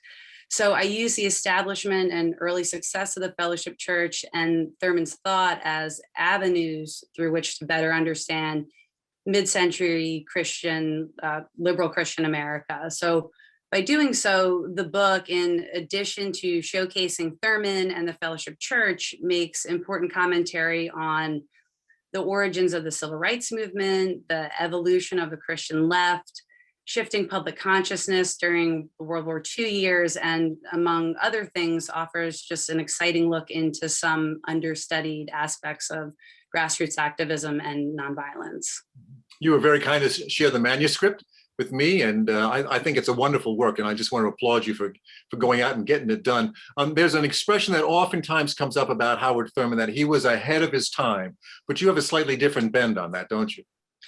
Yeah, so Thurman is too often depicted as an outsider, and yes, he's difficult to classify. He was an African-American intellectual that devoted his life's work to social change, but he never sought to take the reins of a protest movement. So he can be a bit tricky, which I'm sure anyone who's studied him has, grappled with. But in terms of intellectual history, he's completely representative of the trends within modern American thought. He was right on time. He was shaped by and a shaper of evolving 20th century ideas.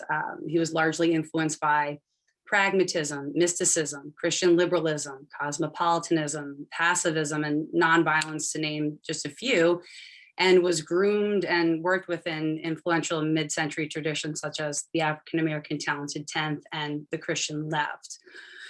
Furthermore, his success in a lot of ways was also dependent on his time. World War II gave his ideas teeth and a receptive audience. So the Fellowship Church and the successes of Jesus and the Disinherited within middlebrow book culture, for example, certainly would not have been what they were, nor received as they were in a different moment in time. Excellent. One of the things that I find really interesting is you're a new crop of historians.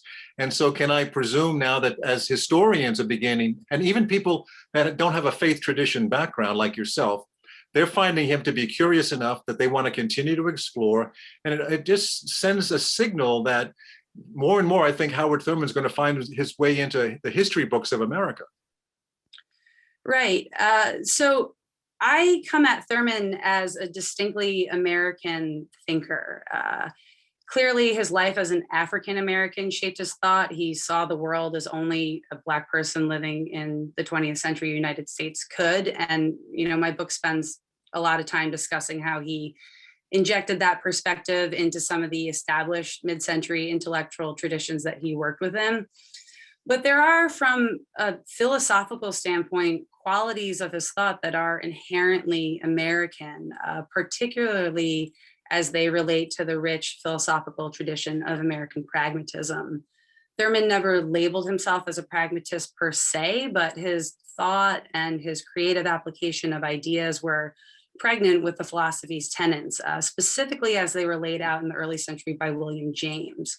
So I consider elements of Thurman's thought, his rejection of absolutes, his embrace of pluralism, his meliorism, or the idea that social norms can change for the better through human agency, and his affirmation of mysticism, and of course, his overarching desire to experiment with ideas on the ground level and connect them to Jamesian philosophy. But I also explore specific lines of Thurman's thought that go back to James in this tradition, one through a James W.E.B. Du Bois lineage that cultivated the talented tenth, that ultimately shaped Thurman to apply his academic training to address the problem of the color line, And I also look at Thurman through a Rufus Jones James lineage to unpack Thurman's functional spirituality and locate his brand of mysticism within the modern American spiritual tradition that James really made way for with his publication of the Varieties of Religious Experience in 1902.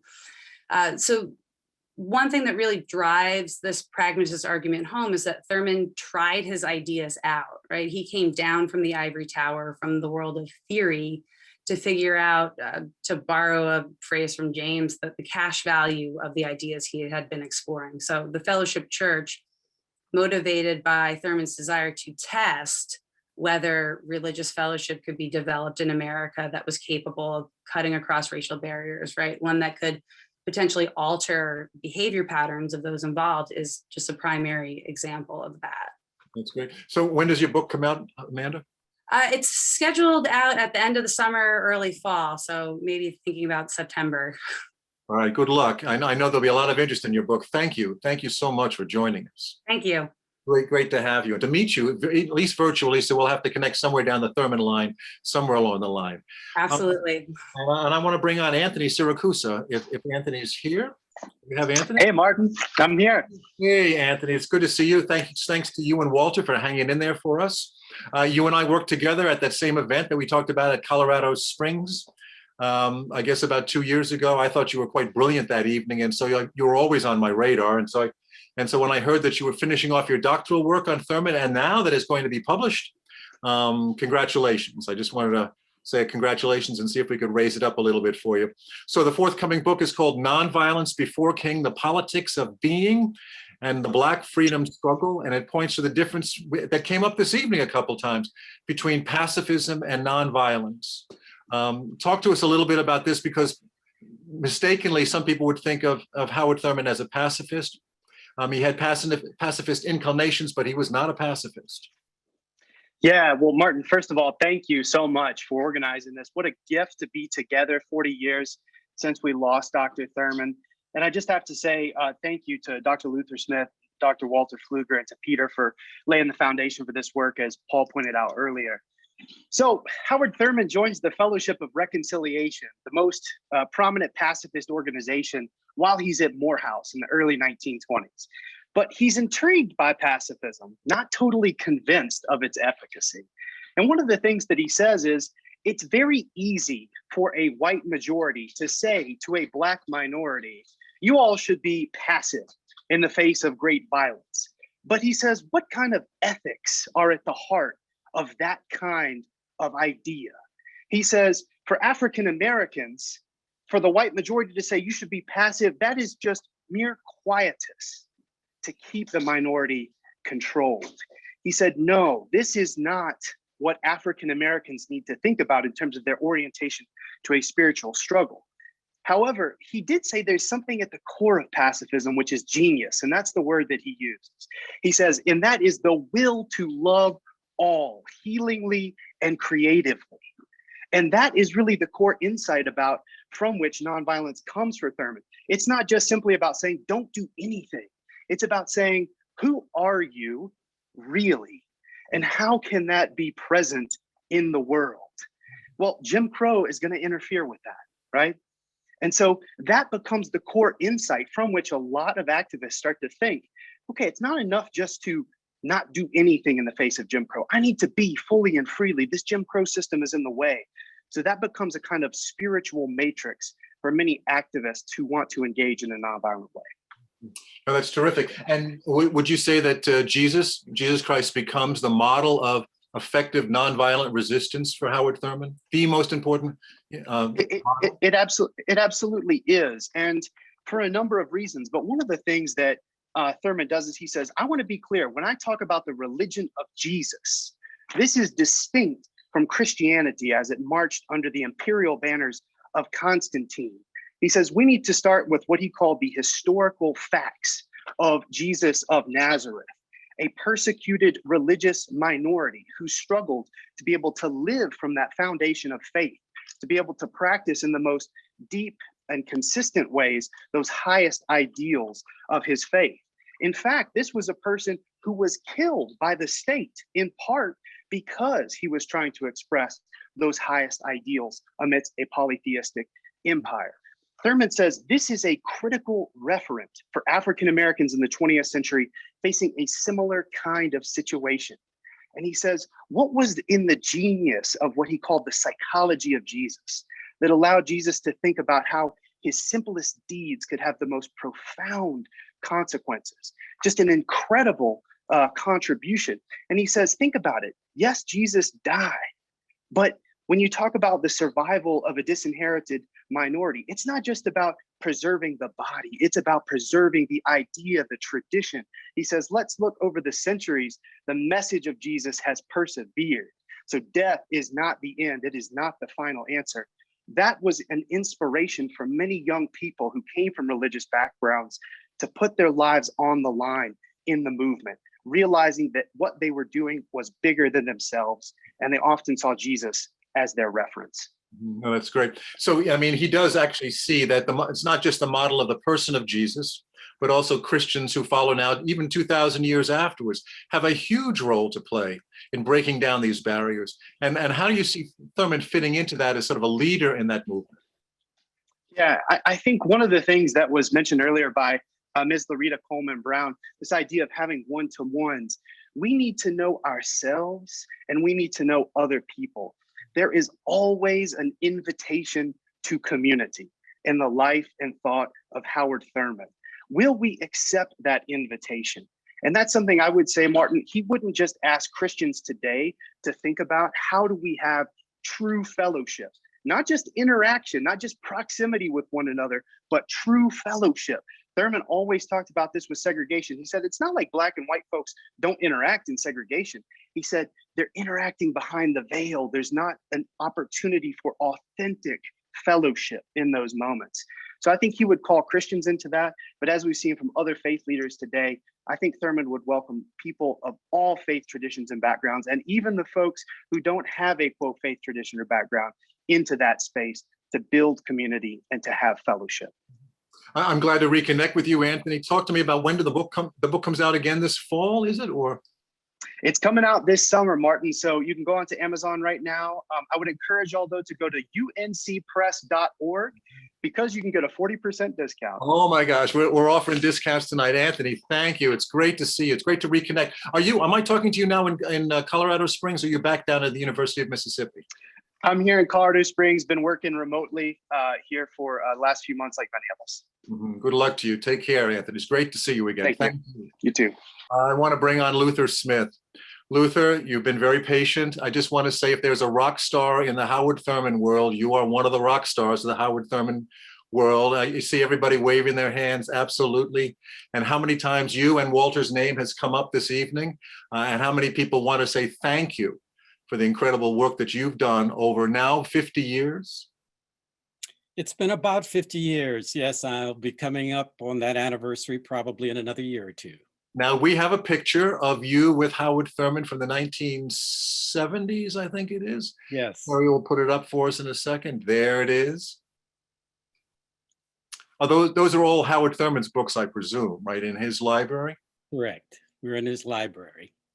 As you can see, I haven't changed a bit since then. Oh, not much of a change. Different time, different fashion moment, but good for you. And you know, that encounter with Howard Thurman was enough to send you down a path to not only admire, but to study, and now to sort of spread the legacy and the thinking of Howard Thurman for all these years. What was it about that encounter?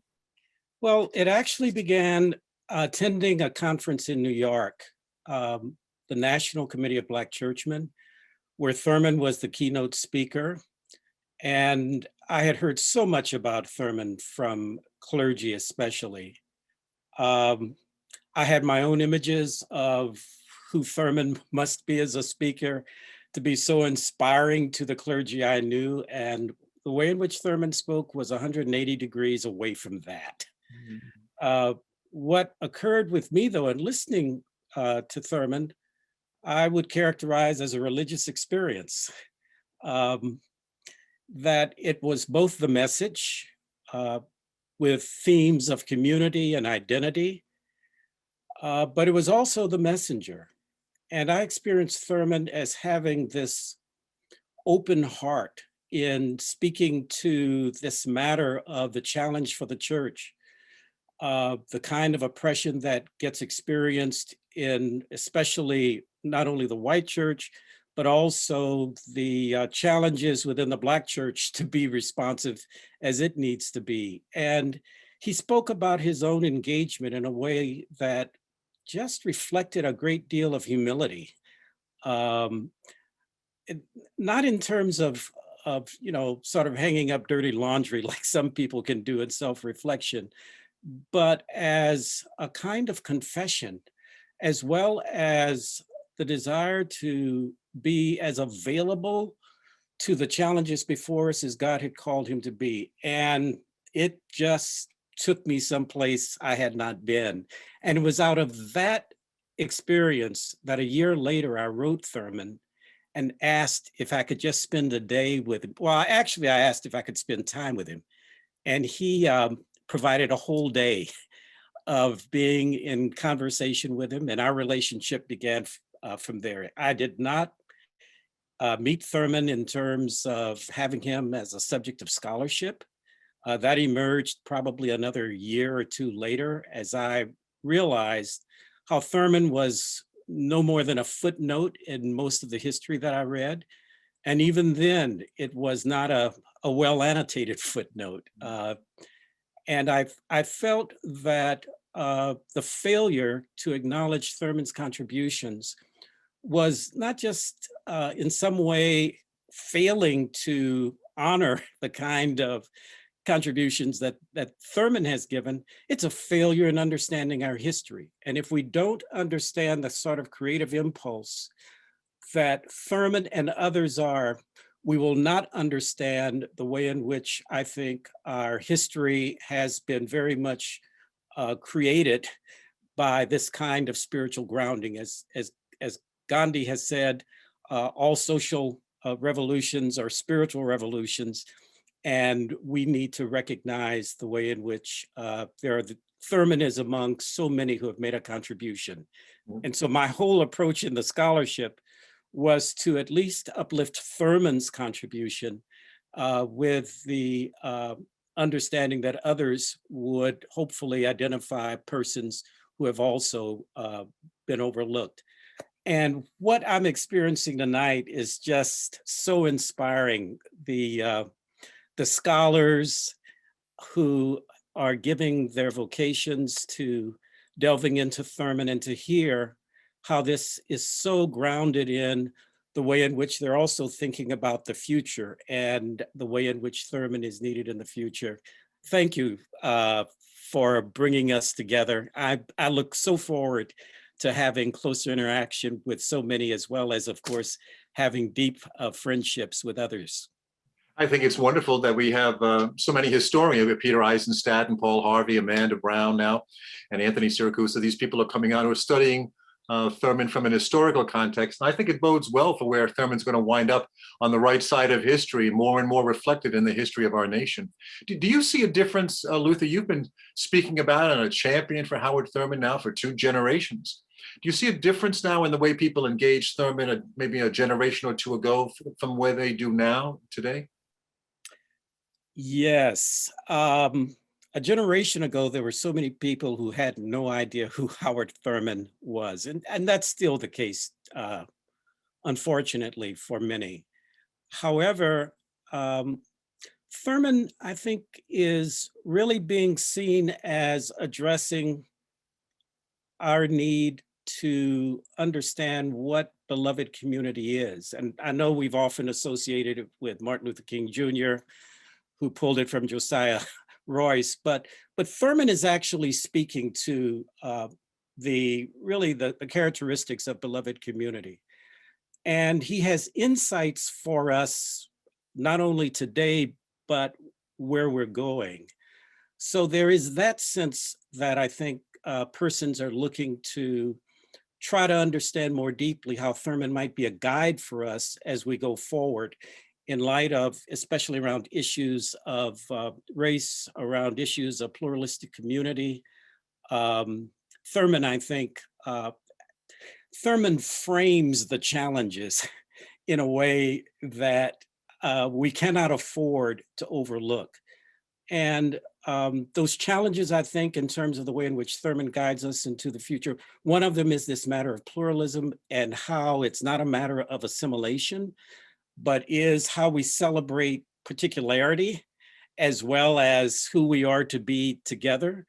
And I think that's very confusing for a lot of people to not only celebrate someone else's particularity, but how one celebrates one's own, and not just celebrating the positive highlights, but to in some way acknowledge and be in a pluralistic setting, dealing with the very horrendous dimensions of one's particularity, especially generational dimensions of one's particularity. I think Thurman is a real threat to those who have a very fixed understanding of their faith, especially the Christian faith, because he's also, it's been mentioned about Thurman's pragmatism and his mysticism. Those are two strong aspects of Thurman's spirituality that can be very threatening to, quote, organized religion, to dogmatic perspectives about religion. And it led sometimes to Thurman being questioned as being sufficiently Christian in terms of his own spirituality. And I would say another aspect of Thurman, as we're moving into the future, is the way in which he speaks about solidarity with the oppressed. Not just caring about the oppressed and in some sense, being generous to the oppressed, but solidarity with the oppressed. That's our work as we go forward, if we're going to, I think, really be moving toward beloved community as the vision that not only Thurman had, but I think is drawing upon the vision of his faith. I know that you're, Luther, you're very much in demand as a speaker. I had asked you if you had any photographs of all the presentations and the retreats and everything that you give continually. And you didn't have any photographs, but there's a couple of photographs that we took. You and I have done now a number of events together. And I can't tell you how much I've enjoyed every one of them. I learned something new about Thurman and you every time we do this. I think this was taken down at Oxford College, yes, at the invitation of our friends David Gowler and Kip Jensen. So that was a wonderful event. A lot of people came out that night. You have more events, events set up for retreats and seminars going into the fall and next year, 2022? Yes, I've been doing retreats. I've been doing Sunday school classes. I will also be at Pittsburgh Theological Seminary doing a class on Howard Thurman. It's exciting to see the interest. And it's also, I think, I would teach a class on Thurman when I was at Candler School of Theology every year. And there is something about dealing with spirituality where so many persons come with preconceived understandings of how much better they're going to feel after being in the class. Well, Thurman is disruptive. And what I experienced in the class were these sacred moments where persons were running up against their own faith perspectives, appreciating Thurman, but not necessarily appreciating his Christology, struggling with what Thurman was in some sense demanding in terms of what solidarity means. But it's moving through that kind of struggle where I experienced some of the most sacred moments in class from students, the kind of transformation that I'd felt very, very privileged as a teacher to have occur within the classroom itself, such that the classroom, I think, became such a sacred space for many that is really the work of Howard Thurman, not only in that setting, but in the future into which we're moving. And in the short term, but you will be doing seminars and retreats and things like that going forward. All of us are sort of waiting for the opportunity to get back out there. I mentioned I got my second shot, so I'm starting to feel hopeful about what might unfold in the fall of 21 and to the beginning of 22. Luther, I want to say a special thanks to you and to Walter in particular. You two gentlemen, when I decided I wanted to make a film on Howard Thurman, you were the ones who welcomed me in. You made me feel like I could do this. You were champions for me to do this. And I am forever grateful, because those years that I spent doing that film on Howard Thurman really did affect me deeply. And part of that was the friendship that you extended to me, you and Walter extended to me, and I couldn't be more grateful. Thank you so much, Martin. And thank you for the commitment that you have, not only in the film, but in the ways in which you have really promoted it. As I understand, it's had thousands of viewings on PBS in addition to the public ones. Yeah, won an Emmy. So we were thrilled about that too. We won an Emmy, and I think that's not to do with us. I mean, although we worked hard to make the film, it's just because I think so many people discovered Howard Thurman. They did not know about him. How many people would say, oh, we didn't know anything about Howard Thurman, and now we're on to the Howard Thurman track. So I just wanted to say thank you again for all the good work you did. So thank you. I've been trying, now I'm not the most schooled in the webinar Zoom world, but I have been trying to look quickly at some of the questions that have come in. And we only have a few more minutes this evening. I know you guys have been incredibly patient. I have one question that came in. Do we still have Dr. Ellison? Greg Ellison, are you still with us? I am. Oh, Greg. So a question comes in from an anonymous attendee who wants to know if you would repeat the 4 Thurman questions being used in your leadership work. Sure. They're actually 7 or 8, and I'm not sure I could call them off memory, but I'll name a few now. The first is, to what am I true? The second is, what is your growing edge, which we've heard a lot about tonight. Another is, what is so strange about freedom, which comes from one of Thurman's really provocative devotions called A Strange Freedom. What must I do to die a good death? And then another really central question, which both Dr. Fluker and Dr. Smith have helped me with, is what is your working paper, which is a slice of Thurman's work that is really in need of some deeper research. So what is your working paper would be a 5th question. Excellent. I have one more question that I came up with on the list here. Maybe this is for Walter. Walter, we still got you, Walter? I'm here. There's the man. I am here by the grace of God. All of us together. With the decline of organized religion and the traditional Christian church in particular, what wisdom could we draw from Thurman's teaching and work? Why is there not more proliferation of Thurman as an entrepreneur of alternative spiritual community and religious ideas? Those are 2 or 3 questions, but the first one, I think, is that the wisdom of Howard Thurman is that the church was never to be enshrined in a building. And though he is not terribly anti-institutional, he knows that institutions become recalcitrant and fragile over time, and they cannot contain the Jesus idea as he spoke about it. He sees this too as part of the growing edge. The entrepreneurial question, I'm not sure what that means. Okay. Well, they're talking about him as an entrepreneur of sort of progressive ideas in the world of religion. Oh, okay. Entrepreneur strikes all kind of neoliberal slants for me. But I think he was an incredible entrepreneur in some ways, but he was not marketing it for himself. Thurman was very wise. He was able to prepare the market before he sold the dream. In the late 40s, Thurman is one of the first church leaders, pastors, to actually begin recording his own sermons. One of the gifts we have now is that Thurman actually began recording his sermons at Fellowship Church, and part of his contract with BU was that he would have all of the equipment, up-to-date equipment, in order to make audios of the church services. So we're blessed by that. I want to say one final thing, Martin, to everyone, and it's this. Thurman had a saying. He said, "Don't take life seriously, live it seriously." And there's an ocean and a sea between both. On April the 10th, 1981, my beloved and I, who were engaged then, were at the Episcopal Divinity School.